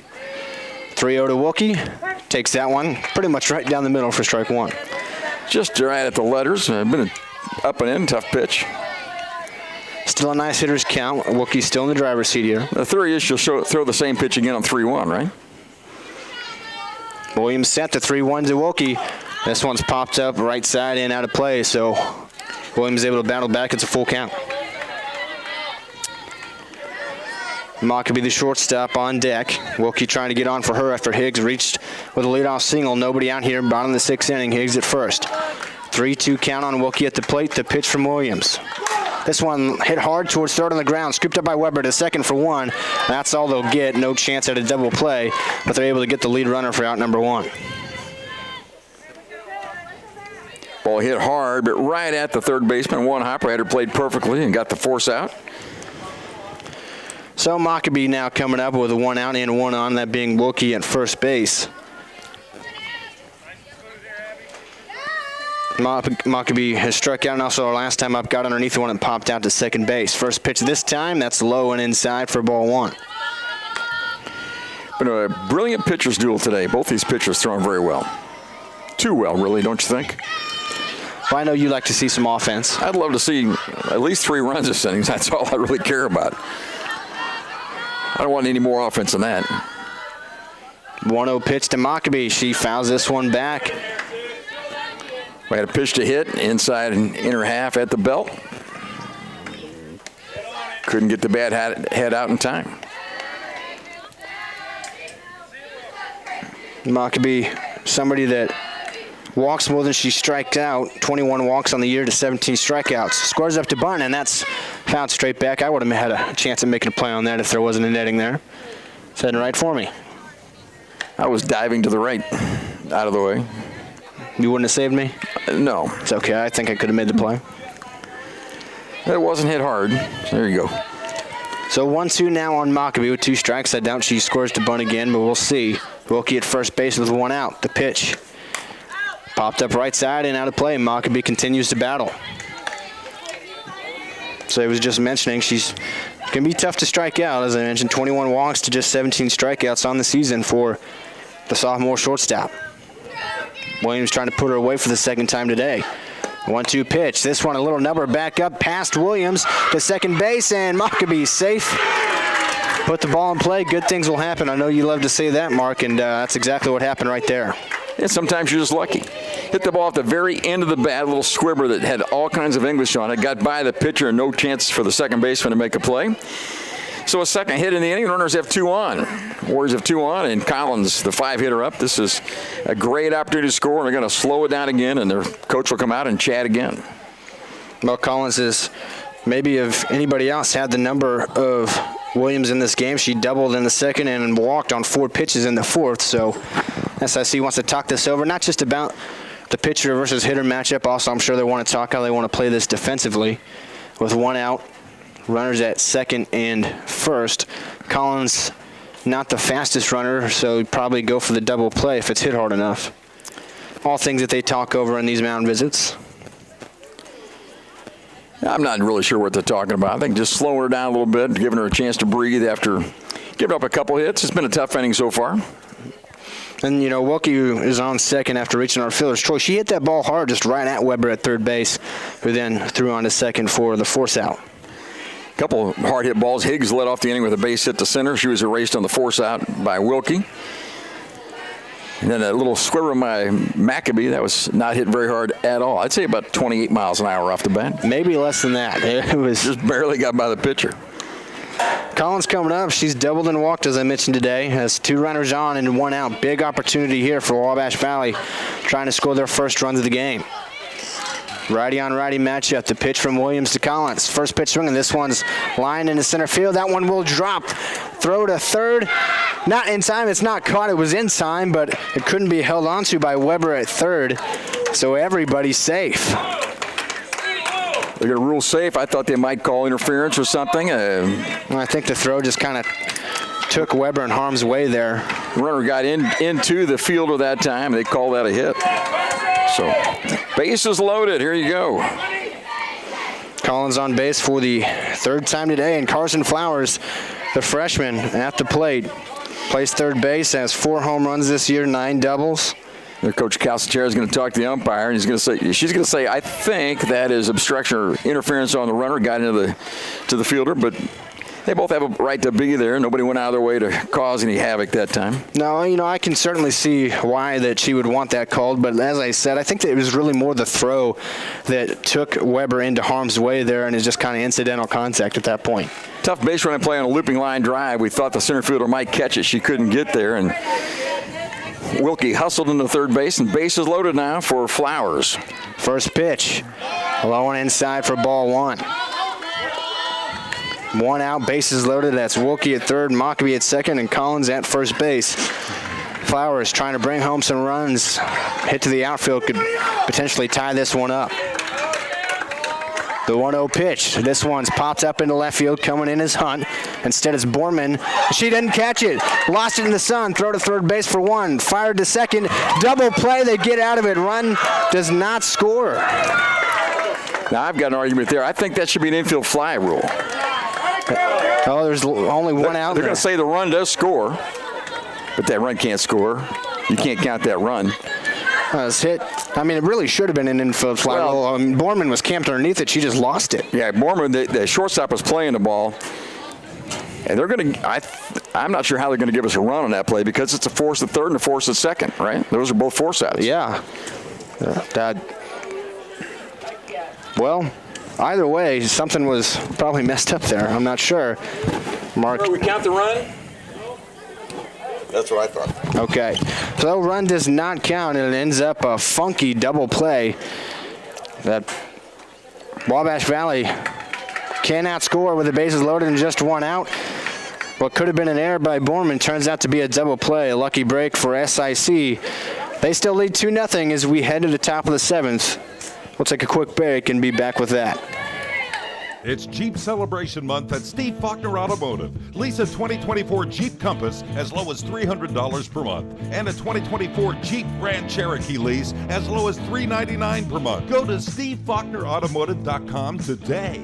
Come to Steve Faulkner Automotive. Get up to $17,400 off 2023 Chargers and Challengers and up to $15,555 off MSRP on 2023 Jeep Gladiators. Get them all at SteveFaulknerAutomotive.com today.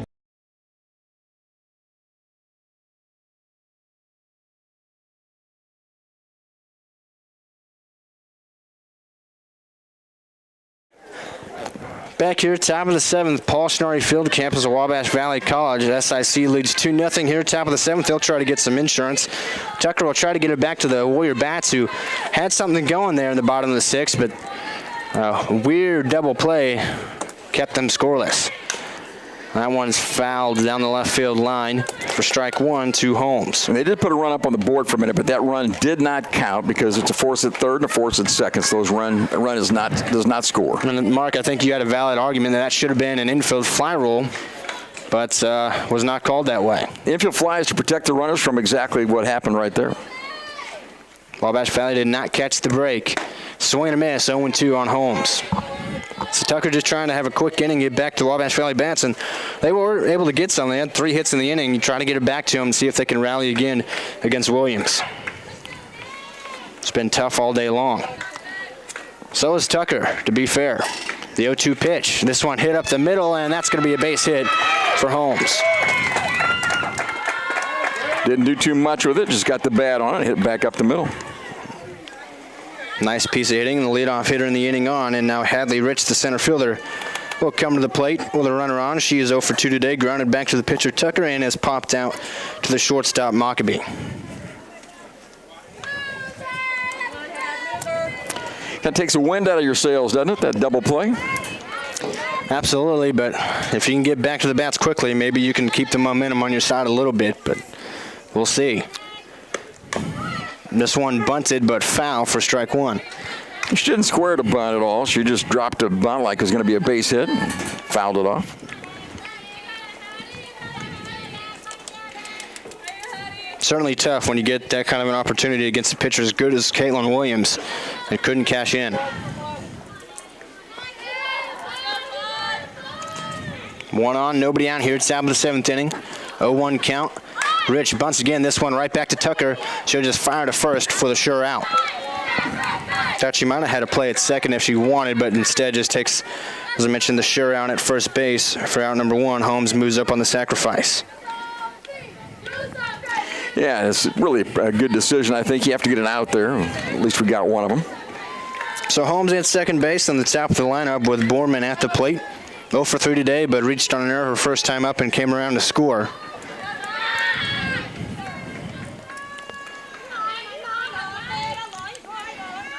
First pitch to her this time for Tucker, line of the middle, off the glove of Tucker to second base to Wilkie, and the 1-4-3 put out. That one would have been a base hit up the middle for sure, but Tucker able to get a glove, and that time it paid off. Sometimes, you know, the pitcher gets a glove on it, it can cause trouble for your defense, but that time it worked out perfect. Gonna have a pinch hitter here. It's gonna be Morgan Snell pinch hitting for the 2-hitter Higgins.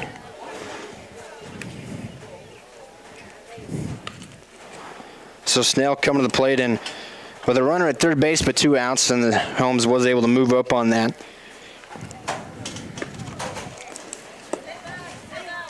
Tucker trying to get the third out and send it back to the Wabash Valley bats, where they'll have one last chance at a comeback here in game 1 of this doubleheader. Open stance, the front foot of Snell nearly out of the batter's box, right on the line. First pitch to her. That one misses low for ball 1. Kind of an intimidating looking hitter, I think. With that unusual stance. Way open and then closes it up as the pitcher's firing home. Hands pretty low by the ears. The 1-0 pitch, swings and misses at an inside pitch up in the zone. 1 ball, 1 strike. It tied her up. That ball was bleeding in on the hands. Alexis Tucker deserves better than she's gotten. She's only given up 2 runs. They're unearned. We haven't scored for her yet. Warriors have one more shot at them. Left for it still be 2-0 when that happens. 1-1 pitch, this one outside. 2-1, Snell ahead in the count. Definitely want to get Snell here. You do not want to see a hitter like Jordan Buford with a couple on in this inning. She's in the on-deck circle. Has a double already today. Snell, the pinch hitter at the plate, up in the count. 2 balls, 1 strike. The pitch from Tucker. Swing and a miss, 2-2. I'm still stewing over the lack of an infield fly call. That certainly has hurt Wabash Valley. It's exactly as you mentioned, that's what that rule is for, to protect the runners from what exactly was what happened. 2-2 pitch to Snell, fouled straight back.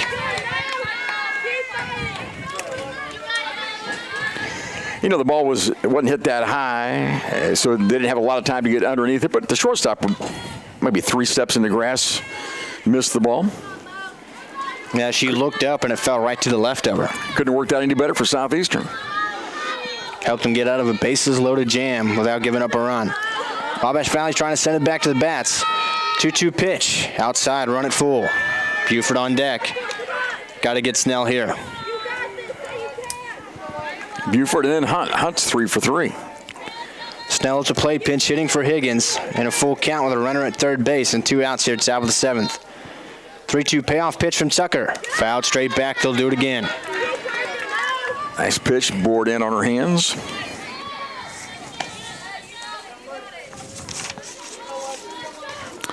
Friendly rivalry, Southeastern and Wabash Valley. Two teams pretty evenly matched this year, playing in the Region 24 tournament first round. Snell calls time after a long look from Tucker.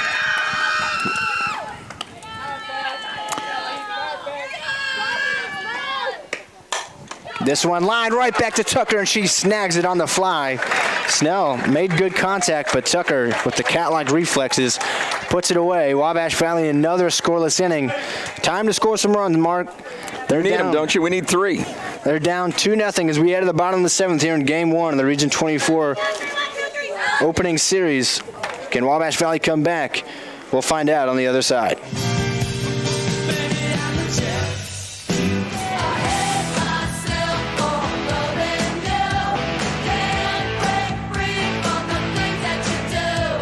In our days, 'cause I found God. Don't wanna be an American idiot. Fever, 'cause I'm breaking. The Shop at 1418 is located at Wabash General Hospital's main lobby. It is open Monday through Friday from 10 a.m. to 2 p.m. The shop offers a nice selection of gifts for everyone, including children's books, snacks, cards. Paul Schnarry Field, Zach Reynolds, Mark Richardson with you. News Channel 15, YouTube, the Warrior Sports Network. Game 1 of the doubleheader today. Part of a best 2 out of 3 series in the opening round of the Region 24 tournament here. Softball action. Wabash Valley down 2-0. Tucker at the plate takes that pitch up and away from Caitlin Williams for ball 1. Wabash Valley down to the last 3 outs. Tucker at the plate is 0 for 2 today. She hit a ball clear to the road, but it was just foul down the left field line earlier this game. Pops this one a mile high on the infield. Borman coming in. She'll step into the center circle and makes the catch. Had no trouble catching that pop up. As opposed to the one that fell on the last out of the inning for the Warriors last time. Well, made her look smart. They got 2 outs instead of 1. A brilliant play if you thought about it. Ava Kamen now also 0 for 2 has popped out to the catcher Stevens and flown out after she got jammed into left field. First pitch to her this time, and goes first pitch swing and pops it up. Borman just inside the grass makes the catch. So 2 pop outs to Sophie Borman, and quickly 2 down here. Wabash Valley down their last out, and it's the 9-hole hitter, Emma Banks, who does have a hit today. One of our 7. 7 hits, no runs. It's a tough look for Wabash Valley. Banks trying to start a 2-out rally. First pitch, off the plate. 1 ball, no strikes. Again, these 2 teams split in the regular season. The 1-0 to Banks. Foul tip that one, held on to by Stevens, just 1-1. Tough pitch up just above the letters.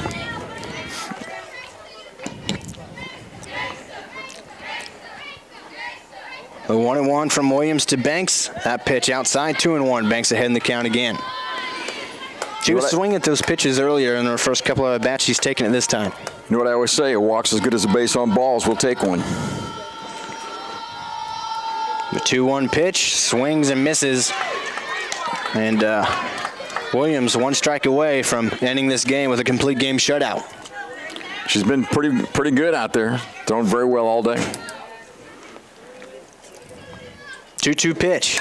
This one fouled down the left field line. Banks really just a half swing that time, and a pitch too close to take, able to stay alive. That's how she got a base hit last time with 2 strikes, just took a little half swing. It'll flare over the shortstop's head. Trying to get on and set the table for a comeback with the top of the lineup due up next. Down to her last strike, though. 2-2 pitch with 2 outs in the 7th. This one hit towards third, scooped up by Weber, fires across to first. SIC takes game 1 of the Region 24 opening series with a score of 2-0 behind a masterful pitching performance from Caitlin Williams, and Alexis Tucker on the other side had one as well for Wabash Valley, but SIC scores 2 runs unearned against Tucker in the first inning, and that's all they needed the way that Williams pitched. Very nice job by Kaylee Williams. She gets the win. She gave up 7 base hits. Looks like on the side, our pitcher Alexis Tucker gave up only 5 base hits, but again, a couple errors back in the first inning. You don't feel the ball well in the fast pitch softball, and it's gone in a hurry. SIC takes game 1. We will have game 2. This is a doubleheader today. So game 2 will be, well, a little later on, maybe half an hour or so. They'll do up the field a little bit more, have them let the players warm up a little bit in between each game. And then we'll be back here with game 2 to be on the same stream. So you can exit out of this and then come back right back to the same string, or stick around and watch them do up the field if you like. We will turn the mic off, and then we'll be back for game 2 of this doubleheader. Wabash Valley down in the series 1-0, needs to win game 2 to force a game tomorrow for the series. What time's the game tomorrow, do you know? I believe it'll be at noon. If they do play tomorrow. Be back for game 2 here in about half an hour on News Channel 15 U2.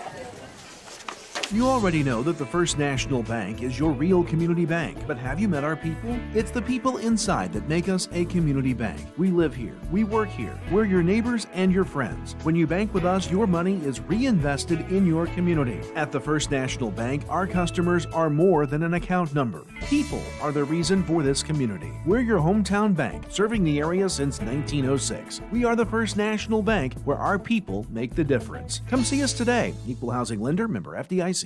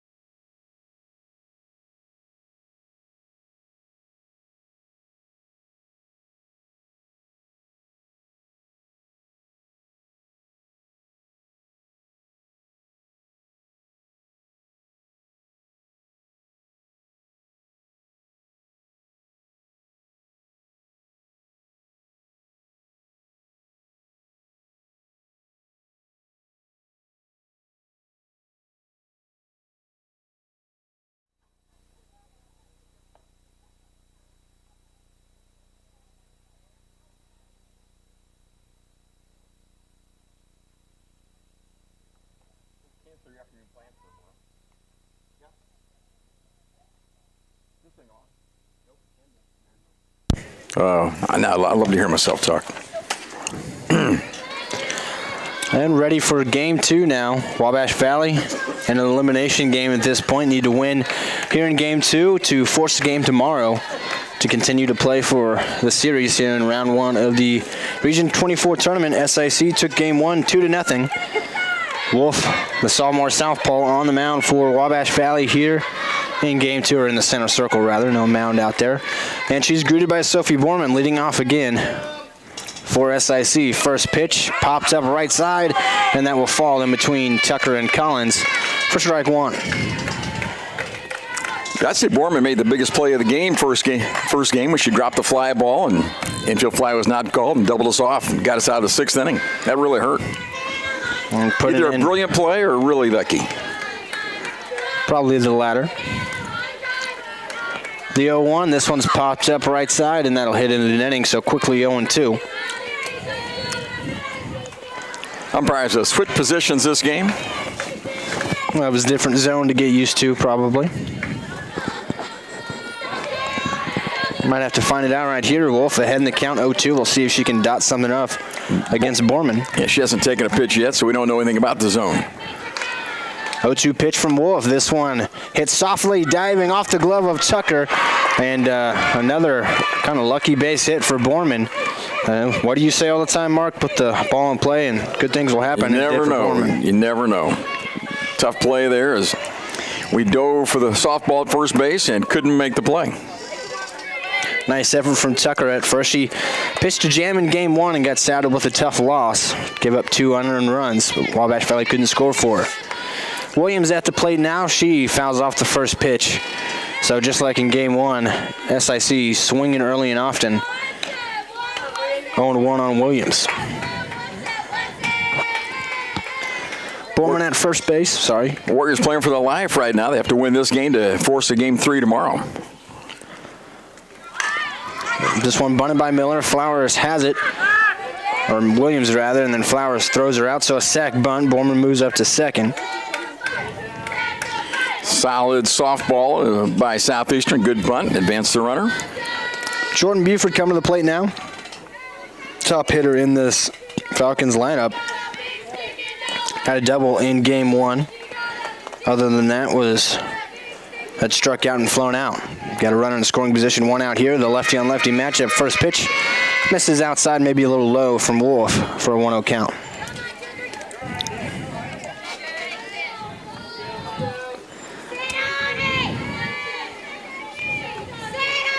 Wolf, the sophomore, with the left hand, fires on this one, lined up the middle. That's down for a base hit. Heichelbeck has it, and that one was hit too hard for Borman rather to go second home. So it'll be runners at the corners and 1 out. With their best hitter at the plate. The best hitter just got the hit. This is Tiffany Hunt, who was good first game when she had 3 base hits, a double, and 2 singles first game. So it was not out at any point. 3 for 3 in that game. Had an RBI in the first inning. That game has another opportunity for one here. That one is foul, chopped down the third base line. So the Warriors in an early jam. Everything has gone Southeastern's way today. The Warriors haven't had very many breaks, so we need some this game. Flowers at third, Mockabee at short, Wilkie at second, and Tucker at first. Banks in left, Heichelbeck in center, Higgs in right. Wolf in the center circle, fires on the next pitch. This one's lined and past Wilkie in right field for a base hit, and a run scores. Just like in game 1, Southeastern gets a run across in the first. They're up 1-0. Nice job by Southeastern. Move the runner along with the sacrifice and a couple base hits. And now to be Morgan Snell at the plate. Had a pinch hit appearance in game 1. And did not start. First pitch to her, low and inside for a ball. Two runners on, 1 out. Snell lined back to the pitcher in that last at bat for her last game. Has that wide open stance. Pops this one up. Collins lays out, can't make the play. That one in on the hands of Snell. Evens it up, 1 ball, 1 strike.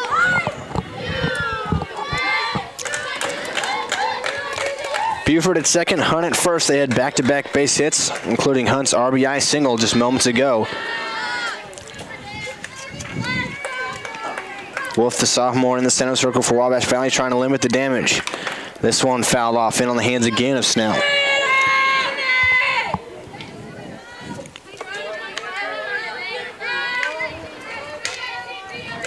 Wolf trying to get a big out number 2, take some pressure off the defense. Heading the count here, 1-2. Has the sign, fires it home. That pitch, a little low for a ball, 2-2. That's about a half an inch low. Maybe a quarter. Not much. Didn't miss by much. Even count, 2-2, lefty on righty matchup. One out here, top of the first inning, one across already for SIC. This one's popped up right side. Wilkie calls for it. She'll make the catch. Hey, they called an infield fly rule that time. Wilkie made the catch anyway.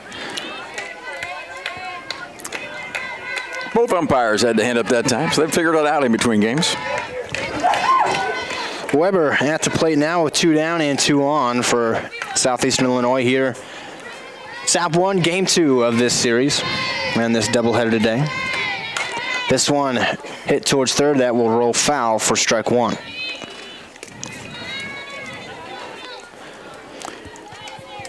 Well, Southeastern has drawn first blood. Good for them, huh? Borman led off with the hit. It was kind of off the end on her hands. A diving attempt by Tucker at first, couldn't hold on. She reached on a base hit and was bunted over to second by Williams. Buford with a hit to get her to third. Hunt with a hit to score. This one fouled down the left field line as well. Quickly 0-2 on Weber. They've already got 3 base hits. I think they had 6 or 7 last game, so. Wolf with 2 strikes here in the driver's seat, up 0-2. Trying to limit the damage, just keep it at that 1 run. 2 on but 2 out. An 0-2 count on Bailey Weber. Wolf, the southpaw, with the 0-2 pitch. This one lined hard. That one's through past the diving Maccabee. They're going to hold up the runner, Buford, at third, so it'll be bases loaded for the catcher, Madison Stevens. And that is the 4th base hit of the inning.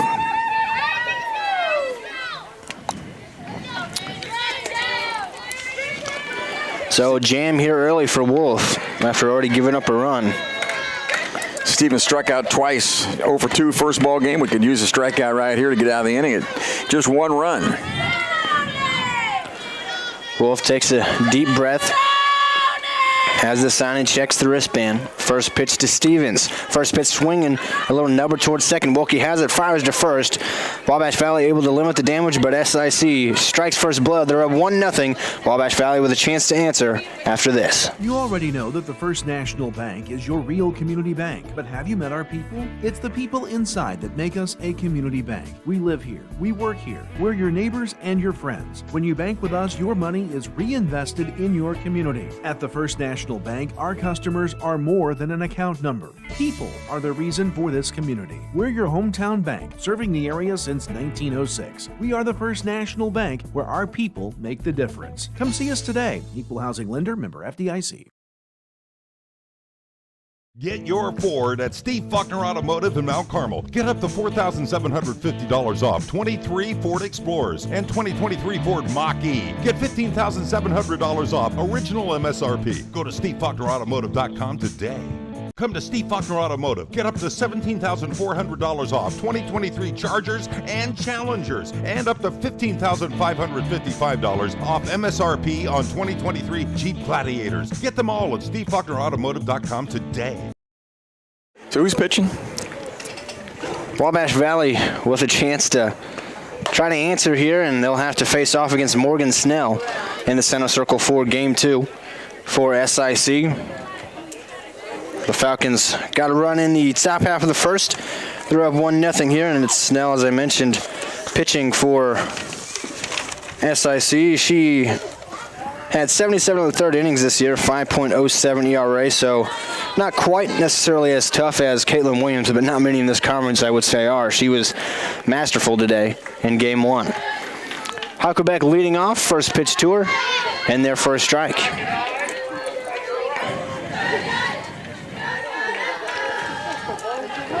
Hucklebeck playing center field in game 2 as well today and leading off. Snell, a right-hander, fires home to the lefty Heichelbeck. She lines this one into right center field. That one is down for a hit. So Heichelbeck gets a leadoff hit just like Borman did for SIC in the top half. Looked good, took the first pitch, took the second pitch right over the second baseman's head for a solid shot. Higgs at the plate now for Wabash Valley. She had a pretty darn good game in game one. Was on base twice, a couple of line drive hits. This one in the dirt blocked nicely by Stevens behind the plate. Keeps Heichelbeck at first base, who does have some speed. Higgs was very good in the outfield as well first game. Made a diving catch, showing off the range. And foul territory out in right field. She's back in right field here in game two. Scores up to bunt here, gets it down in front of the plate to the left side. Bare hand by Weber, not in time. Heichelbeck takes off for third, slides in, she's safe. Heichelbeck goes from first to third on a bunt, and everybody was safe. A bunt hit for Higgs. Runners at the corners, nobody out. Heart of the lineup coming up for Wabash Valley. Well, that's heads up base running by Heichelbeck to take that big turn at second and go all the way to third on a bunt. They fielded it well from third base to first. No problem there. A good throw back, but not in time. Wilkie, the leading hitter in terms of RBI for Wabash Valley this season, at the plate with a big RBI opportunity here. First pitch is outside, throw down, no throw down.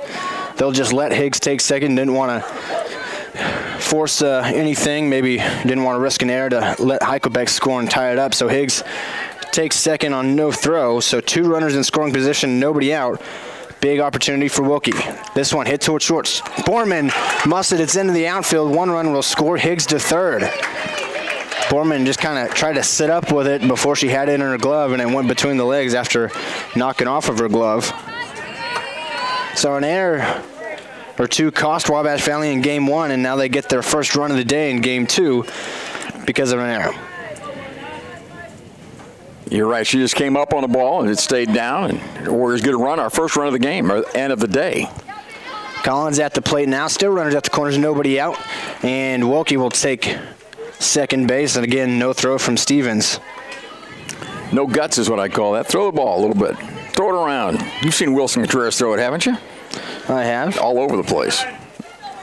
That editorial comment brought to you by Zach Reynolds. Next pitch to Collins, and therefore a strike. 0-2 on the hitter. Higgs is at third base, Wilkie at second. We're all tied up here, 1-1. Nobody out, bottom of the first inning. Wabash Valley trying to take the lead. Next pitch to Collins. This one's hit in the right field. Moving to her right is home. She makes the catch. Tagging up is Higgs, and she will score, moving up to third as well as Wilkie. Wabash Valley takes their first lead of the day. They lead 2-1. Nice job by Collins. Put the bat on the ball. Lofted it out toward right field for the sacrifice and her RBI. So Mockabee now, the sophomore shortstop at the plate. Still just 1 down. And a runner at third base. That's Wilkie. That pitch missed outside from Snell. 1 ball, no strikes to the Lady Warrior shortstop. Next pitch. This one in the dirt. Nice block by Stevens. She's been real good behind the plate. In game 1 she was, and already a couple of nice blocks here in game 2 for Stevens, the catcher of the Falcons. 2-0 pitch to Mockabee. This one outside and up. Bit wild that time from Snell, and Mockabee here in the driver's seat up 3-0. Southeastern got 4 base hits. First inning only could plate 1 run. The Warriors trying to best them right here in the bottom of the first. I've already plated 2. Another one at third base. This pitch in the dirt. Mockabee works a 4-pitch walk. Back to runners at the corners, and just 1 down. Carson Flowers coming up.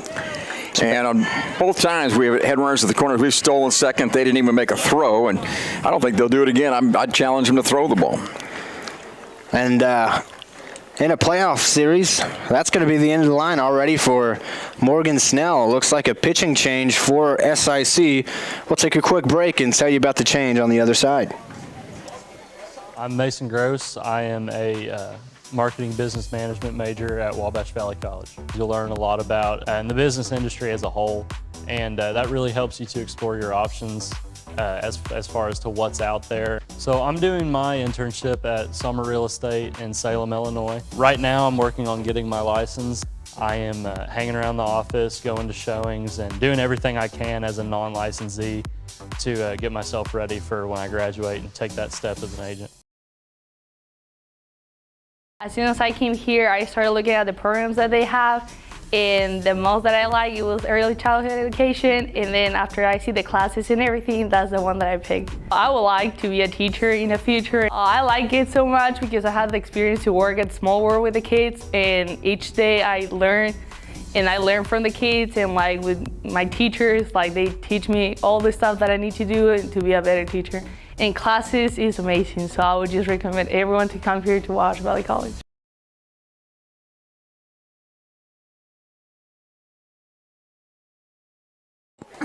New pitcher in the center circle for Southeastern Illinois is Madison Bolt. Snell, the starter, just goes in 1/3 inning, gave up a couple of hits, a couple of runs, and she would have the runners at the corners attributed to her. Flowers to greet the new pitcher. First pitch inside, and taking second is Mockabee, still no throw. Third time this inning, stolen base without a throw. I mean, Mockabee not at that point. She knows they're not going to throw. She was basically just jogging to second base, just taking it. So with one out, two runners in scoring position for Flowers. The 1-0 pitch, that one at the eyes, 2-0. Wabash Valley already up 2-1, trying to break this open a little bit, even here just in the first inning. They need to win this game. Why not get up early? 2-0 pitch to Flowers. That one skips in the dirt, 3-0. First base is open. That's a changeup that time, and it floated low. A few Wabash Valley men's basketball players here now. Warriors supporting other Warriors. Baseball team is here as well, some of those guys. 3-0 pitch. That one buzzes the tower. Flowers works a 4-pitch walk. So now the base is loaded for Alexis Tucker. We know she's got some power. She hit one all the way to the road in game one. It just happened to be a little bit foul.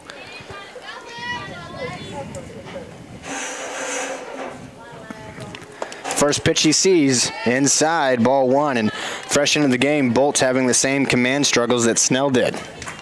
She's thrown 5 pitches, none of them have caught the zone yet. I'd say you take a couple more times here. Tucker looked at the Geiger counter on her wrist and said, don't swing. The 1-0 pitch takes that one in the dirt. And again, that's a changeup that's too low. Well, if you took on 1-0, I think you're probably still taking. Bases loaded, so nowhere to put her. She's heading the count 2-0 here. Bolt fresh in, has not thrown a strike yet, and 6 pitches. The 2-0, that one up high, just above the letters. After 6 straight balls, you're definitely not going to get that one as close as it might have been. Hey, we mentioned the coach's first game. It's Jade Montgomery, the manager, coaching the third. At first base, it's Kerry Goforth. And I said Gokenauer, which is, that's his cousin, I think, but it's Kerry Goforth. At least I got that cleaned up. So this catcher Stevens out to have a word with her pitcher Bolt, all by herself, trying to calm her down. Well, no doubt both teams threw their ace in the first game, and it was a well-pitched game. This game, we'll see some more runs, evidently. Well, Alexis Tucker at the plate pitched a great game, and they got saddled with a tough loss in game one. And what better way to kind of cheer yourself up than get a hit with the bases loaded right here? Maybe even a walk. 3-0 pitch. That one misses in, and Tucker, a bases loaded walk, and has herself an RBI. Wabash Valley now leads 3-1, and still threatening for more. Third walk in a row issued to the Warriors.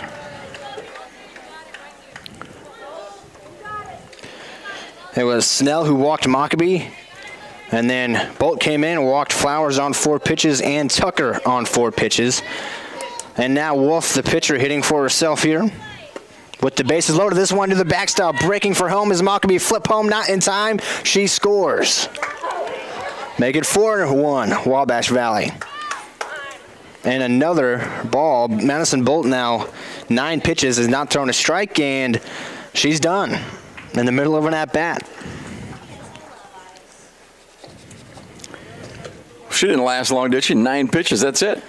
Wabash Valley being patient, taking what's given to them. They lead 4-1. Still just 1 out here. Bottom of the first inning. Another pitching change. We'll be back in a bit.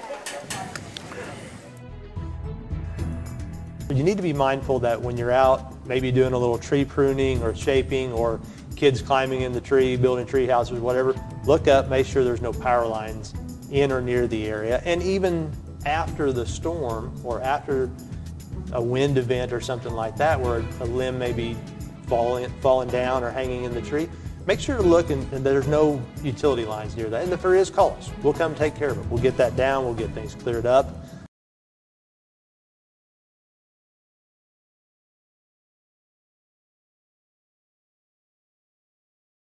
Mount Carmel's original, authentic Mexican restaurant, Tequila's, is still the best, with great food and some great specials. Lunch-size margaritas are just $1.99 every Wednesday.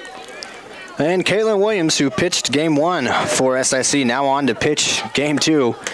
First pitch, outside for a ball. 2-0 on the hitter. Let's see if she's got anything left after pitching 7 innings in the first ball game. Runners at third and second for Wolf, ahead in the count 2-0. Takes that one for a strike. It's the first strike we've seen in 3 batters. Seems a little desperate by Southeastern, doesn't it, to bring the pitcher back? Could have saved her for tomorrow, but they're trying to win today.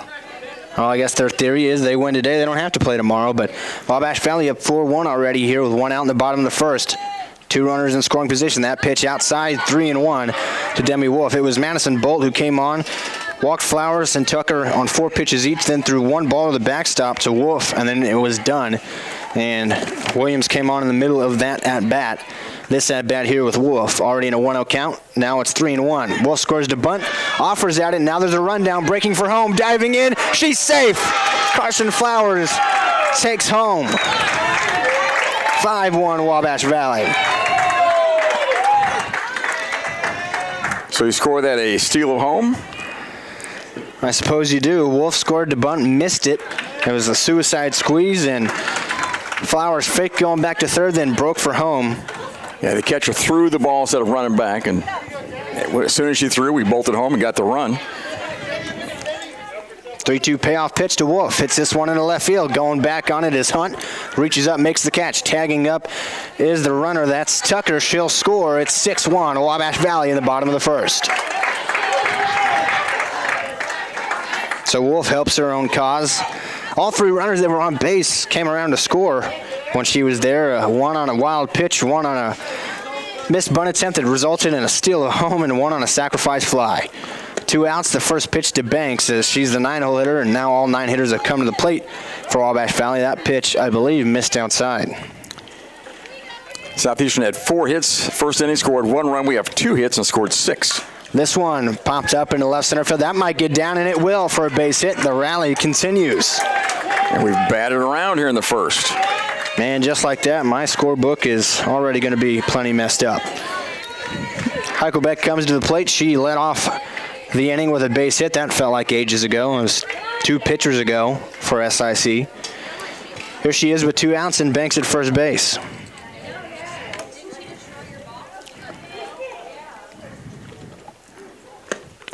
First pitch outside.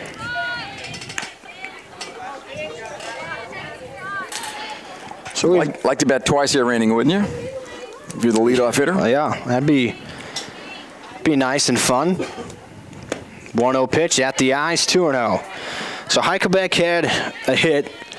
So did Higgs after her. Then Wilkie reached on an error. Collins had a sac fly for a run. Mockabee walked. Flowers walked. Tucker walked. Flowers stole home. Mockabee scored on a wild pitch. Tucker scored on a sac fly. That pitch, a strike on the outside corner. And then Wolf had a sac fly to bring home Tucker. And then Banks with the base hit with 2 outs. Now 2-1 count on Heichelbeck. Lots of action here, bottom of the first inning. 2-1 to Heichelbeck. She fouls this one out in the parking lot. It's 2-2.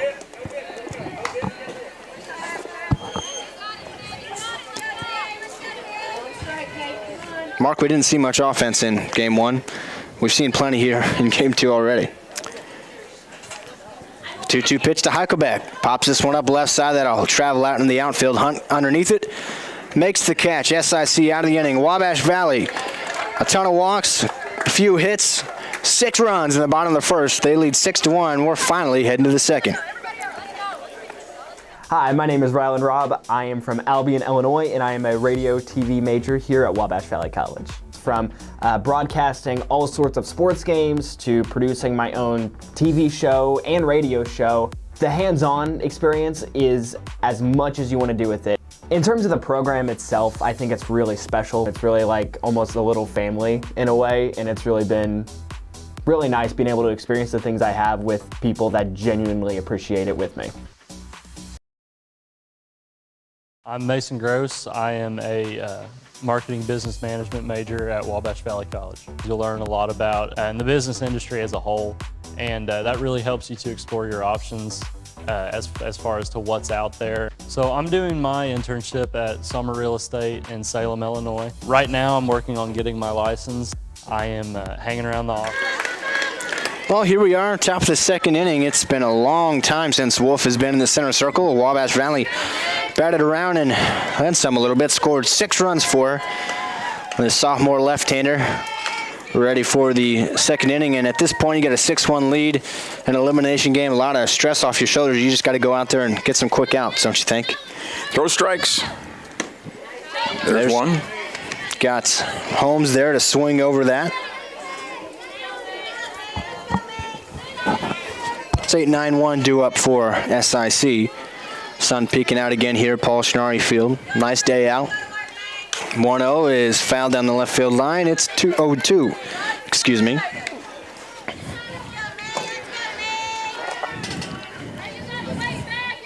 Seen a lot of crazy things here between a game and an inning here today. The 0-2 pitch fouled straight back. Yeah, the Warriors couldn't put a run across the board in the first game. They put 6 across the plate in the first inning here on 3 base hits and been out hit today in this ball game. Doesn't really matter, though. You don't feel the ball well, and that's what happened. They kicked the ball shortstop to open the floodgates. And then 3 walks. 3 straight, couple of pitchers of Snell and Bolts. This one hit towards third, just foul. That one was fair for a while, but then turned foul just before the third base bag. At one point, Snell and Bolt combined for 3 walks in a row, including a wild pitch in there that scored a run, a steal of home after a failed bunt attempt. Lots of crazy stuff. Yeah, that steal of home really is a defensive miscue as well. That should never happen. No, it's really just as simple as Stevens throwing the ball to third instead of just running back Flowers, who should have been dead to rights by all accounts. Instead, scored a run. The 1-2, this one's popped up in the left field, coming in as Banks, and she will make the catch on the run. Didn't read it right away off the bat, but finally got there for the out.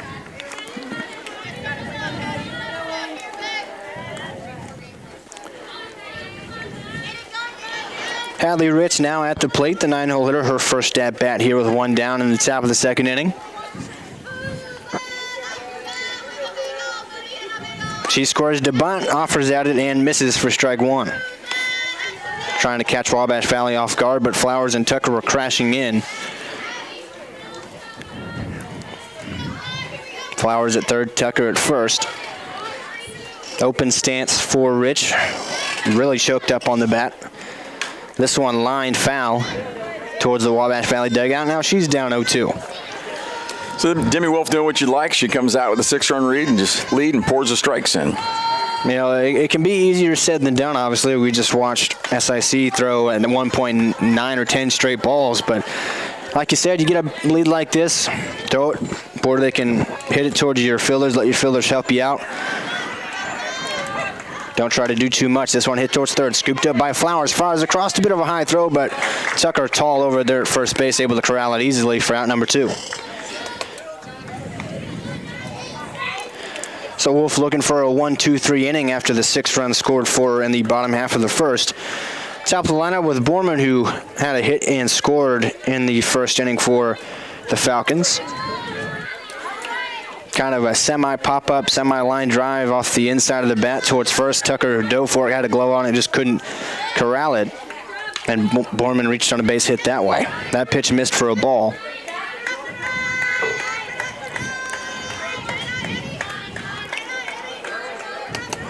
The 1-0 from Wolf to Borman. This one hit towards second. Wilkie dives, has it, turns and fires from the knees. She got her. Alyssa Wilkie laying out and making a spectacular defensive play. A 1-2-3 inning for Wabash Valley. Back to the hot bats. They're up 6-1, looking for more when we head to the bottom of the second.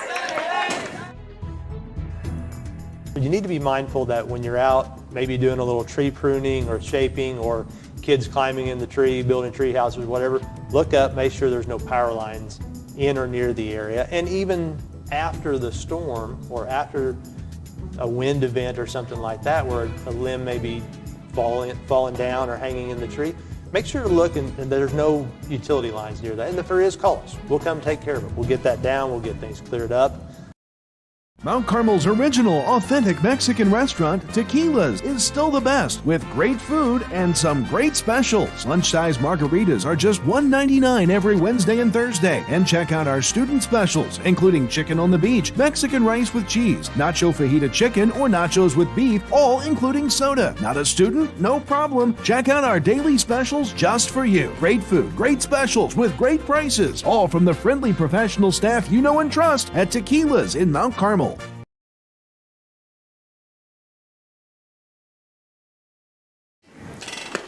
Bottom of the second inning, Higgs at the plate, takes strike one. She had a hit and scored back in the first inning for Wabash Valley. A lot of people scored in that inning, 6 to be exact. A multitude of different ways that we were just discussing in between innings. That pitch misses up high, 1-1 to Emily Higgs. Kaylin Williams on the mound, pitched a gem in game one for SIC, and they were able to win that game and take a 1-0 series lead here in the first round of the Region 24 tournament. She was not meant to pitch in this game, I can tell you that, let alone with one out in the first inning. She eventually came on. I think you're going to get somebody loose in the bullpen for Southeastern. That's the activity down the right side they're looking at, I think. I'd get a player out there to protect the people warming up. To yell when the ball comes at you. Maybe put a glove on it.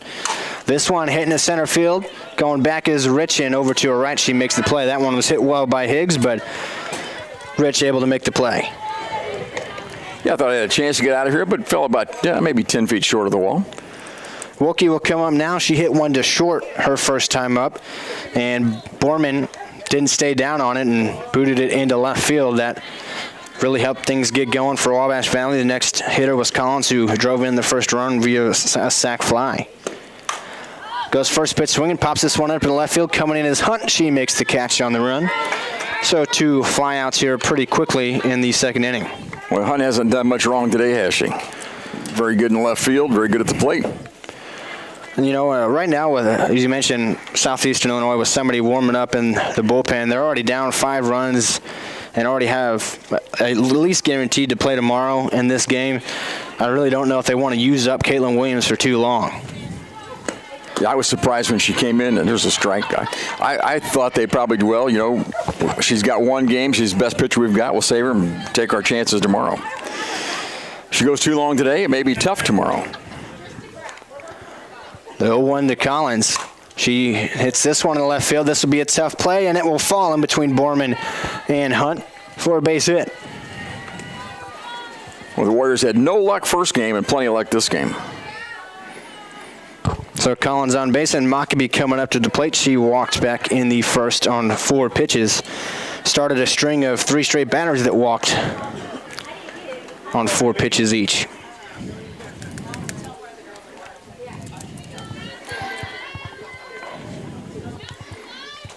First pitch to her this time, pops it up right side.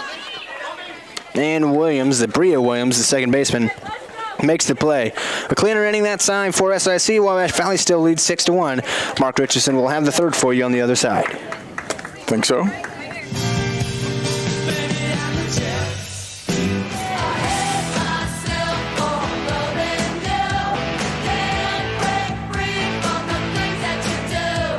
In our days, 'cause I found God. Don't wanna be an American idiot. Fever, 'cause I'm breaking.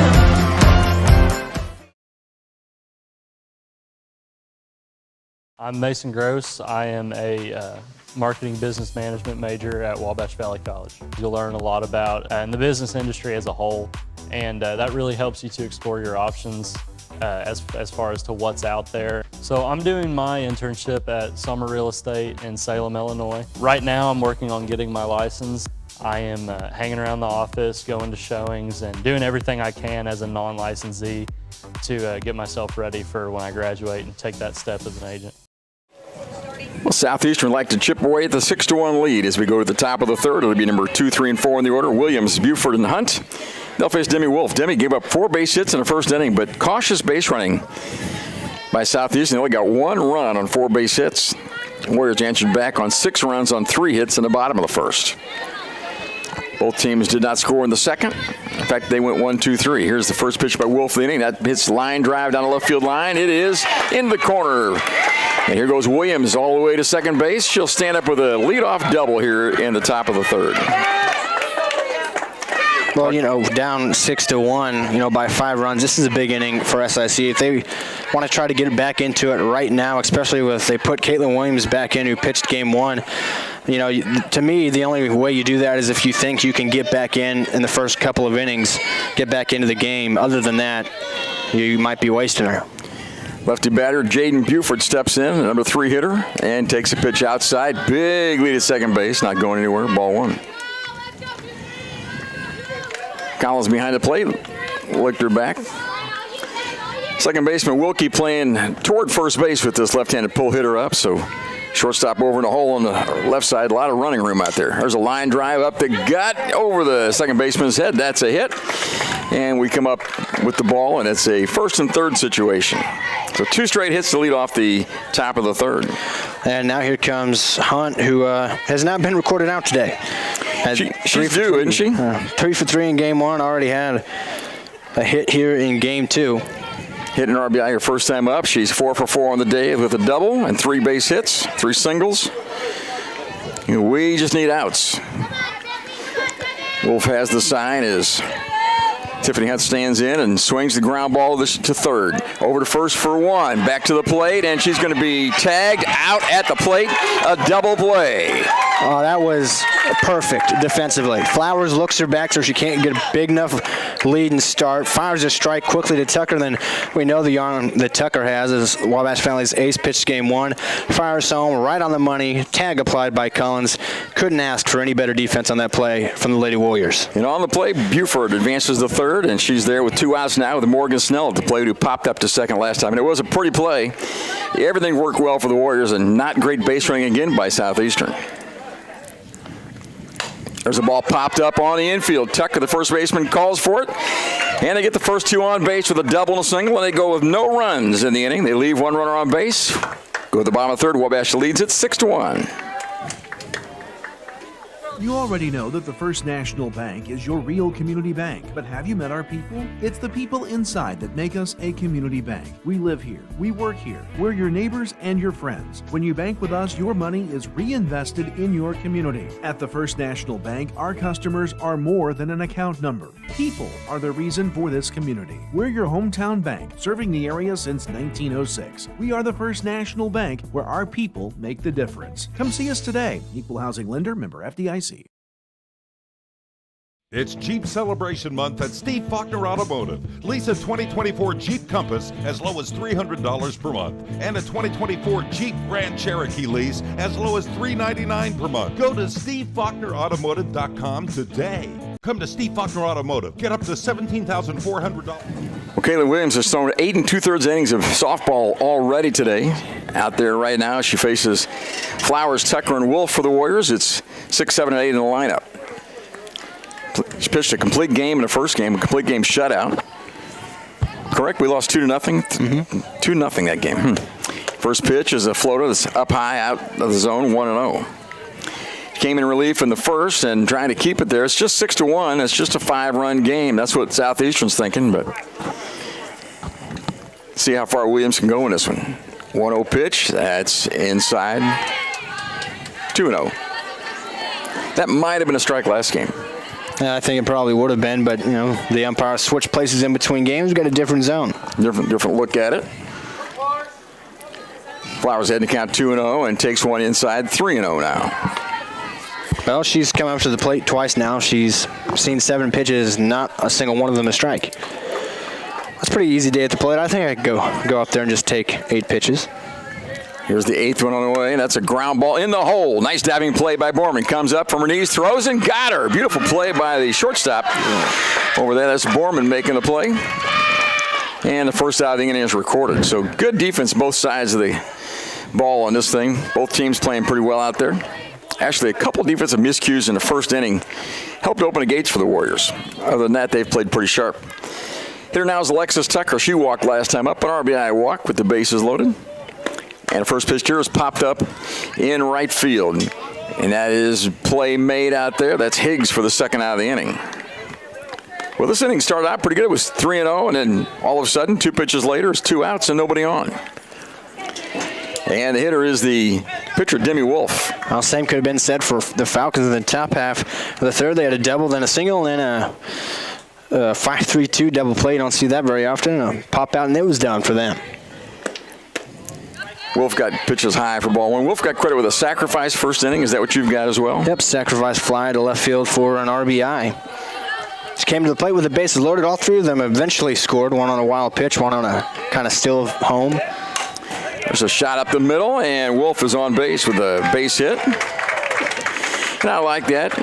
It gives your pitcher a little more time in the dugout, only she's on first base, right? Yeah. Well, hey, helping her own cause. She had an RBI today, now a base hit. Hitter now is the 9-hitter, Emma Banks. She's gotten base hits the last couple times up. Both of them on fly balls to left field. And first pitch, swing and a foul back. So on the first 2 strikes, she takes a pretty good cut at it. When she gets 2 strikes, she is just up there making contact. Yeah. That's how she's gotten on base. She can really shorten up with 2 strikes and be pesky, just a pesky type of hitter that's not going to go easy when they're down to 2 strikes. You like to see that. Another foul straight back, and it's 0-2. And now she'll go to that shorter swing. Williams in the first game was able to get Banks a couple of times going outside, getting her to chase on the outside part. We'll see if she goes back to that here. 2 outs and inning, runner first base. Here's the pitch, and she does go out there, and Banks slaps it on the left side, and it's foul ball for strike 2. It stays. Now, she really likes to do that with 2 strikes. You're just half swing, put the bat on the ball, either foul it off or get a blue base hit. Had a blue base hit in game 1 that way. It's fouled off a number of pitches that way, just trying to battle and see a pitch that she actually wants to drive a bit. Runner first, 2 outs now. We're in the bottom of the third. It's 6-1 Wabash. Here's the pitch, and off the plate for ball 2. Ball 1, make it 1-2. Warriors lost the first one 2-0 today. You lose again, you're done for the year. You win, you play tomorrow at noon. Against the same team, ground ball picked up by the third baseman. She throws her out pretty easily. Nice play over there at third by Weber. In the inning, the Warriors get another base hit. They leave that runner on base. We played 3 complete. Wabash leads it 6-1. The Shop at 1418 is located at Wabash General Hospital's main lobby. It is open Monday through Friday from 10 a.m. to 2 p.m. The shop offers a nice selection of gifts for everyone, including children's books, snacks, cards, toys, apparel, and other reasonably priced items. The profits from the Shop at 1418 are used to purchase medical equipment and other needed items for Wabash General Hospital. For more information, visit wabashgeneral.com or visit our Facebook page, The Shop at 1418. Hi, my name is Rylan Robb. I am from Albion, Illinois, and I am a radio TV major here at Wabash Valley College. From broadcasting all sorts of sports games to producing my own TV show and radio show, the hands-on experience is as much as you want to do with it. In terms of the program itself, I think it's really special. It's really like almost a little family in a way, and it's really been really nice being able to experience the things I have with people that genuinely appreciate it with me. Not much of a breeze. You'll have to earn all the home runs you hit today, and we've had none so far. We're in the top of the 4th of the second game. Warriors lost the first one 2-0 and lead this one 6-1. It'll be numbers 6, 7, and 8. Weber, Stevens, and Holmes for the Falcons of Southeastern. First pitch right there, strike 1. That's what you got to do if you're Demi Wolf. You got a nice lead. You've got momentum on your side. Just keep homing it right in there and letting your defense go to work for you. Turned a really nice double play. Wilkie's made a diving stop in this game. Ground ball to third off the foot of the hitter, and it's a foul ball. That's tough. Weber trying to walk that one off.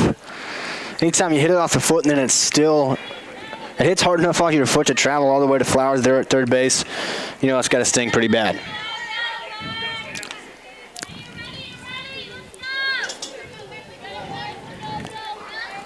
So Weber at the plate with an 0-2 count. Here's the pitch. That's inside and low. 1-2 now. Makes her hit one off of her foot. I kind of like going right back inside there if you're Wolf.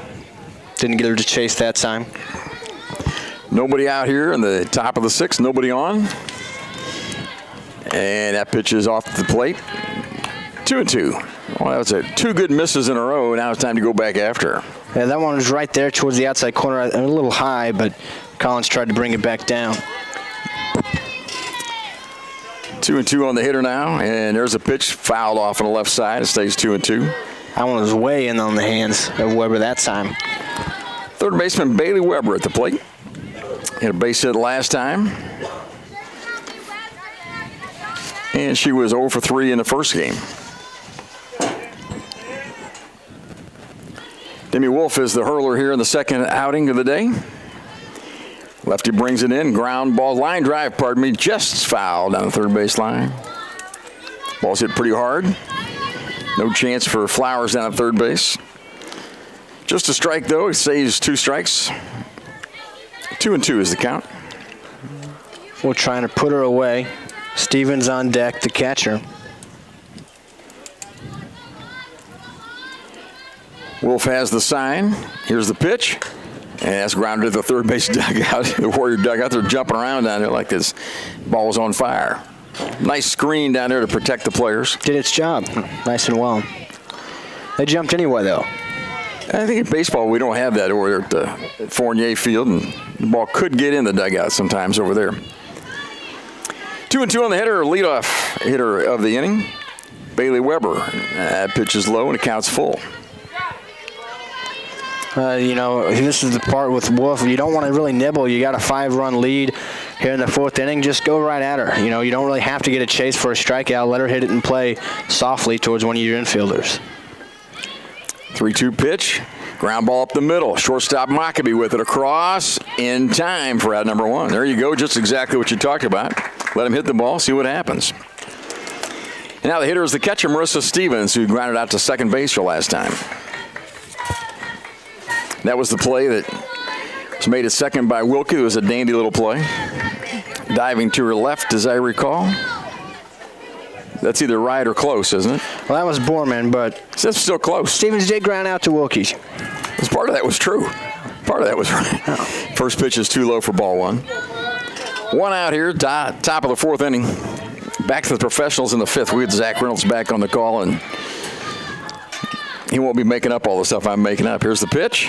They're just right on the inside corner, 1-1. Delayed call by the umpire. I knew the pitch was there, but I wasn't sure he was in agreement.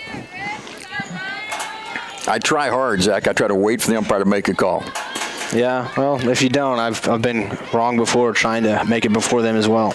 1-1 pitch, swing and a miss, 1-2. And right here, like I mentioned with Weber, Wolf had got to a count where she was up with 2 strikes and then nibbled a little bit. And of course, Weber fouled off some tough pitches as well. But right here, just go right at Stevens. She's a 7-hitter. If she hits a home run, I can tip your hat and go on. Swing and a miss, strike 3. Second out of the inning. Demi Wolf gave up 1 run on 4 hits in the first inning, couple hits in the third, and just ready to retire the side. Now as May Holmes comes up. Holmes, the right fielder for this outfit.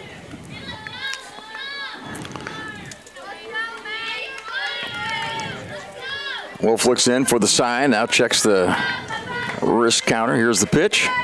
Little pop-up. Third baseman comes over, dives, and makes the grab for out number 3. Flowers on the diving play, a little squib fly ball. Retires the side. 3 up, 3 down. We go to the bottom of the 4th inning. It's 6-1 in favor of Wabash Valley.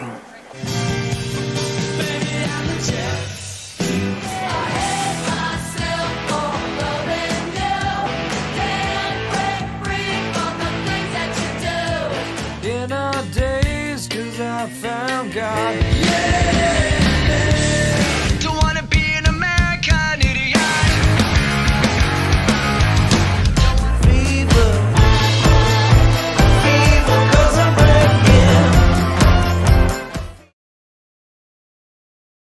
I'm Mason Gross. I am a marketing business management major at Wabash Valley College. You'll learn a lot about in the business industry as a whole, and that really helps you to explore your options as far as to what's out there. So I'm doing my internship at Summer Real Estate in Salem, Illinois. Right now I'm working on getting my license. I am hanging around the office, going to showings, and doing everything I can as a non-licensee to get myself ready for when I graduate and take that step as an agent. Top of the order for the Warriors, Kinsley Heichelbach leads it off, and who's the pitcher? Caitlin Williams. There's a fly ball left side. Hunt goes back to her left and makes the grab for out number one. Well, I say who's the pitcher because she pitched 7 innings of the first game. Now she's pitched 3 innings of this game. So she's got 10 innings under her belt, correct? Yeah, and you have to assume she'll be back tomorrow as long as Wabash Valley can hang on here and force a game 3. There's a pop-up on the right side and falls for a foul ball. Well, I'm not crazy about the fact that we've hit the first 2 pitches she's thrown this inning since it's her 10th inning of work. I'd love to see her stay out there and work a little harder. Well, that's exactly what I was going to mention. You don't want to just help her out. I mean, obviously, you get a pitch you think she can hit first pitch, you don't just take it right down the middle, but certainly don't want to help her out and give her easy, quick innings. You want to keep her down as long as you can, and maybe she won't be so fresh tomorrow. There's a pitch that's too high and counts even 1-1. It will be a game. It will be a game tomorrow if the Warriors win this thing. And she's good, and you don't want her at her best tomorrow. So make her work as much as you can today. You might have a shot against her tomorrow. There's a ball hit high in a gap toward left center field. The ball is going to be against the fence, and digging for second base goes Higgs, and she is going to be out at second base. Hit the ball off the fence out there, made the turn, and she is called out at second base. And Jade Montgomery is going to come out and talk to the umpire a little bit, and I'm not sure what the discussion will be. The ball beat her. Oh, by a lot. Unless they're saying that they want to say Higgs' foot got around the tag, but she hit it too hard, apparently.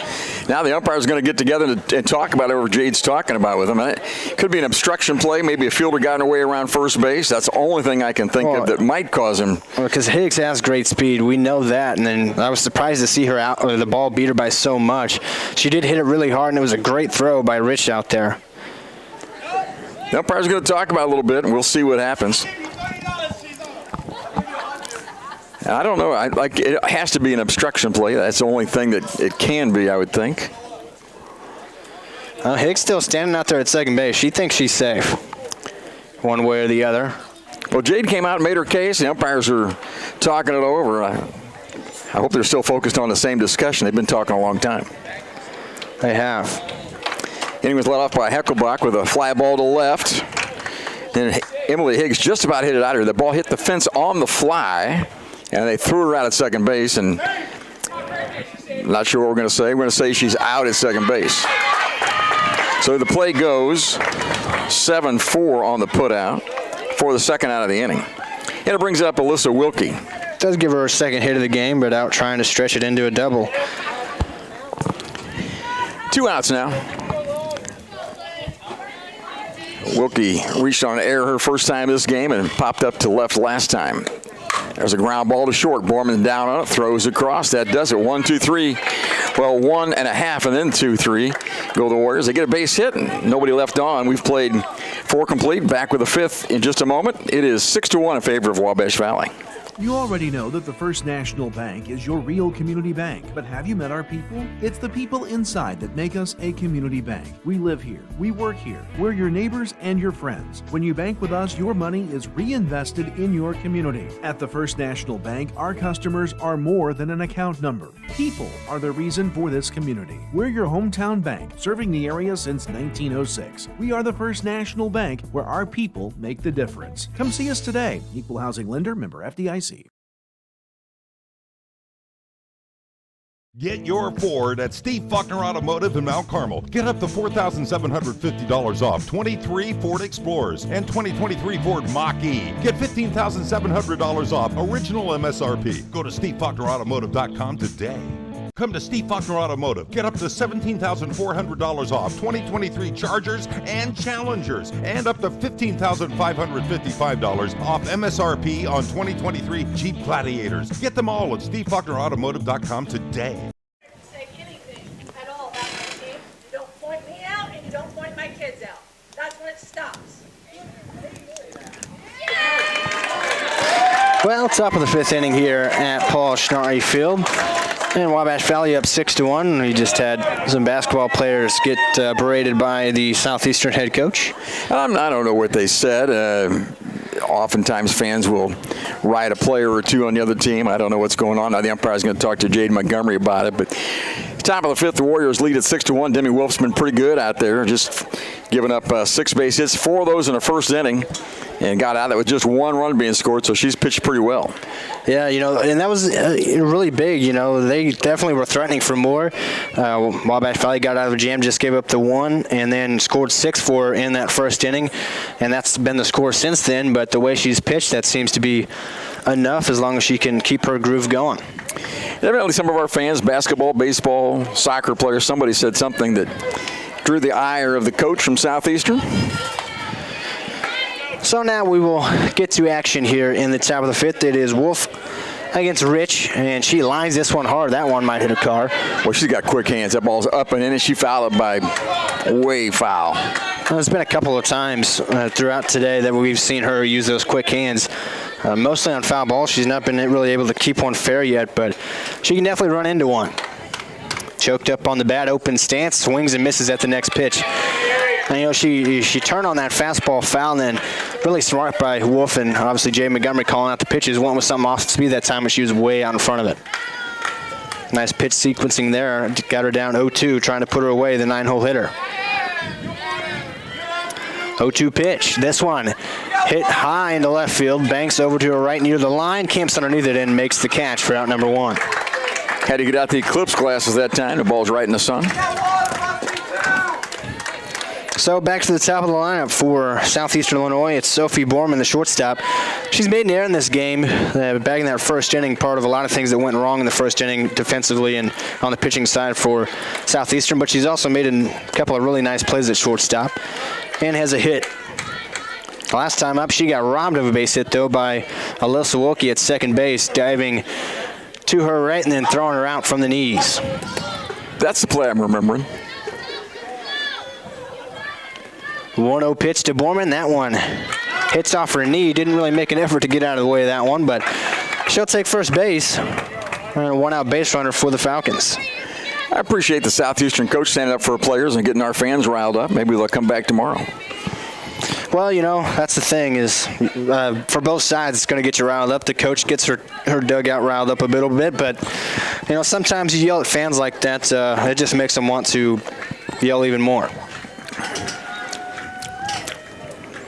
1 on, 1 out here. Top of the 5th. This pitch misses low and outside to Bria Williams. Normally, instead of the coach doing that, the coach will approach the official, and the official will go talk to the athletic director and make everybody calm down a little bit. A little better look that way, I think. Williams had a double her last time up. Takes this pitch for a strike on the inner half. 1-1.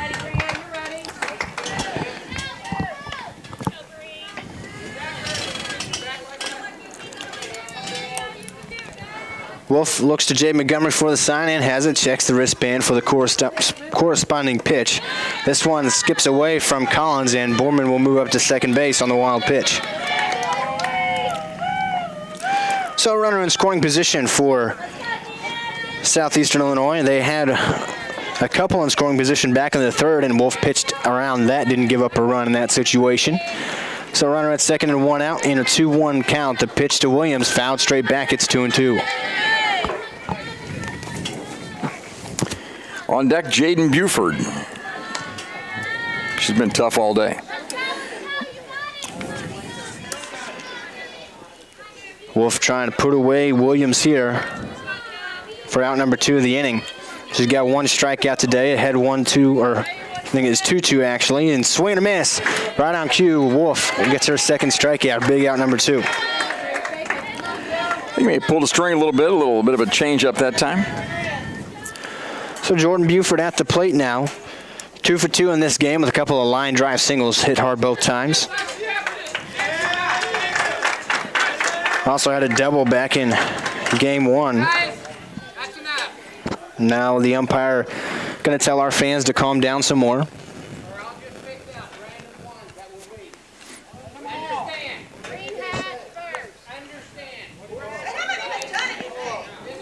Now the umpire's talking to the fans, and I don't know. Well, I didn't know you weren't allowed to cheer at softball games. I don't know what they've said that may have crossed the line, but somebody may get to leave earlier today. He's offered that to several fans. Well, you know, it's softball. It's a game. It's a playoff atmosphere. People are getting excited. I don't know why you got to put an end to that. This one hit towards first. Tucker has it. Steps on the bag. And another scoreless inning put up by Zemi Wolf, and the Paul Schnarry Field crowd erupts for Wabash Valley. They lead 6-1. A chance to add more in the bottom half of the 5th when we come back. Get your Ford at Steve Faulkner Automotive in Mount Carmel. Get up to $4,750 off 23 Ford Explorers and 2023 Ford Mach-E. Get $15,700 off original MSRP. Go to SteveFaulknerAutomotive.com today. Come to Steve Faulkner Automotive. Get up to $17,400 off 2023 Chargers and Challengers, and up to $15,555 off MSRP on 2023 Jeep Gladiators. Get them all at SteveFaulknerAutomotive.com today.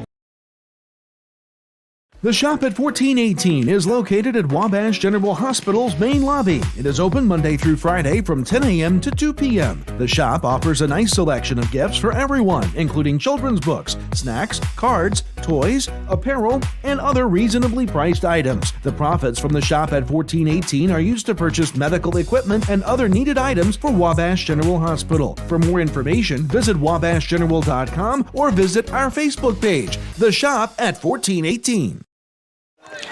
Bottom of the 5th inning, Wabash Valley leads 6-1 here in Game 2 of this doubleheader today. Lost Game 1 2-0 to Southeastern Illinois College. They're up here in Game 2, and if they can hang on and win this one, they'll force a Game 3 in this first round of the Region 24 tournament. They'll play again here tomorrow. That's Sunday at noon, right here at Paul Schnarry Field. And it'll be on News Channel 15 YouTube for you. I believe I might just be here for that. Sounds good. The fans have riled up the coach from Southeastern, and they've riled up the umpires a little bit. First pitch to Collins, takes that one low and inside. 1 ball, no strikes. Who's pitching again? Caitlin Williams, believe it or not. She's done a lot of that. In fact, only 1 out has been recorded by any other pitcher today for Southeastern Illinois. That pitch misses low as well, 2-0. And they've used 2 other pitchers. Snell started this game, got 1 out. Bolt came in, faced 2 batters and started in that bat against Wolf, walked 2 batters through 9 straight balls and then got run. That one fouled straight back by Collins, good hack. And then ever since then, it's been Caitlin Williams, and I'll tell you what, she's been good. Let's go back to softball. Let's get away from the fans and the craziness and just play softball and get some runs. Now here in the 5th inning, an 8-run lead would be a run rule victory. This one hit towards right field and through for a base hit by Michaela Collins. Hit that one hard the other way. She had a double in Game 1, hit the other way like that. It's her second hit of the day. She's 2 for 2 and also has a sac fly for an RBI. She hustled down the line. I thought Holmes might try to throw out at first base. The ball was hit hard to right field, but didn't go there. And it looks like it's going to be, I think that's Ava Kamen will take over as a courtesy runner at first base, as Collins is the catcher. So she'll get a courtesy runner, and that will be Ava Kamen. So some more speed on the base pass for Wabash Valley. For Abby Mockaby coming to the plate, she's walked and scored, and also has popped out to second base. I think Jay Montgomery might be also taking this opportunity to talk to the umpire about the fan situation a little more. I'm not sure. Well, she's smiling at least. She's very pleasant out there. You rarely see an opposing coach address fans like that. Kind of riled everybody up a little bit. Yeah, after the last out on that 3 unassisted ground out by Buford, we went to commercial break, and the Wabash Valley fans erupted with an applause to show their support and maybe their dislike of the way that they had been talked to. 1 on, nobody out here. Bottom of the 5th inning, Mockaby at the plate. She hits this one hard, but foul down the third base line for strike 1. Kamen at first, who is the courtesy runner for Collins, who reached on a base hit just moments ago. Williams in the center circle for Southeastern Illinois. Hey, we think if the Warriors are fortunate enough to win this game, she'll probably be the pitcher tomorrow as well. Try to put some tax on her arm today. The 0-1 pitch. Mockabee hits this one deep, far into left field. That one's gone. Mockabee, a home run. The crowd erupts more here at Paul Schnarry Field. The sophomore shortstop makes it 8-1.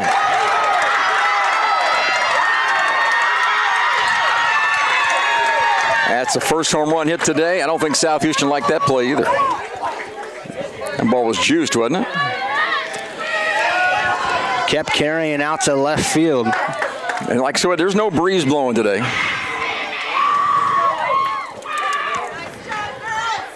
8-1 now, Wabash Valley. So Carson Flowers steps up to the plate, and I believe, if I'm not mistaken, a run here would be a run rule victory. What is the run rule? Is it 8 after 5? 8 after 5. Wabash Valley, the home team, hitting the bottom of the 5th. I believe that would count. Still nobody out here in the bottom of the 5th. Well, that might be the best thing for Caitlin Williams. That's true. You can get her out of here, and then she's pitching again tomorrow. That pitch missed low to Carson Williams, so 1-0 count. And here comes the Southeastern head coach out to the center circle. We'll see what happens here. They had somebody warming up in the bullpen earlier on in Caitlin Williams' outing here, and they never did change her out. Doesn't look like they're taking her out yet. Maybe so. Caitlin Williams gets run by the Abby Mockabee 2-run homer. That'll be the day for her. She's pitched a lot today for Southeastern Illinois. With Carson Flowers and a 1-0 count, we'll have a new pitcher for Southeastern Illinois. Wabash Valley leads 8-1. Come back and see if Wabash Valley can walk it off via run rule. Mount Carmel's original, authentic Mexican restaurant, Tequila's, is still the best, with great food and some great specials. Lunch-size margaritas are just $1.99 every Wednesday and Thursday. And check out our student specials, including chicken on the beach, Mexican rice with cheese, nacho fajita chicken, or nachos with beef, all including soda. Not a student? No problem. Check out our daily specials just for you. Great food, great specials with great prices, all from the friendly professional staff you know and trust at Tequila's in Mount Carmel.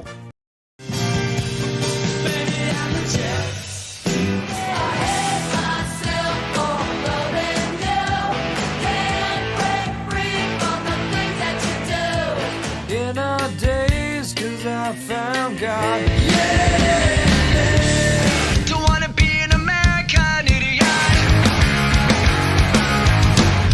Fever, 'cause I'm breaking.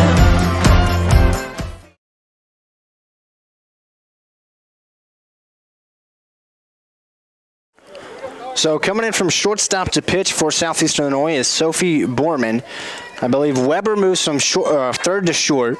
Holmes moves from right to third, and then there's a new player in. I believe that is Milligan in right field. I think that's all the changes defensively. But they might not matter if Carson Flowers could put one over the fence and end this game. Count is 1 ball, no strikes for Carson Flowers. Williams pitched a lot of this game, gave up a 2-run homer just before the break to Abby Mockabee, then threw ball 1 to Flowers, and that was all for her. And Borman still not ready, apparently, to throw the pitch. She's looking over towards her dugout. Umpire's talking to the scorekeeper over here, I believe. Well, I already got it figured out. I just told them all what happened. I guess they're not watching the stream. I guess they're not listening to you. It's a shame. Holmes at third, Weber at short, Milligan in right field, Borman on the mound, or in the center circle, rather. All right, here we go, a little more softball. Flowers, as we'll say again, already in a 1-0 count before Borman throws her first pitch. Flowers steps in, the freshman right-handed hitter playing third base.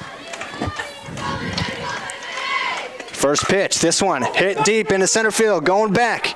That one's at the wall, it's gone! Carson Flowers walks it off via run rule with a home run to dead center. Wabash Valley wins 9-1.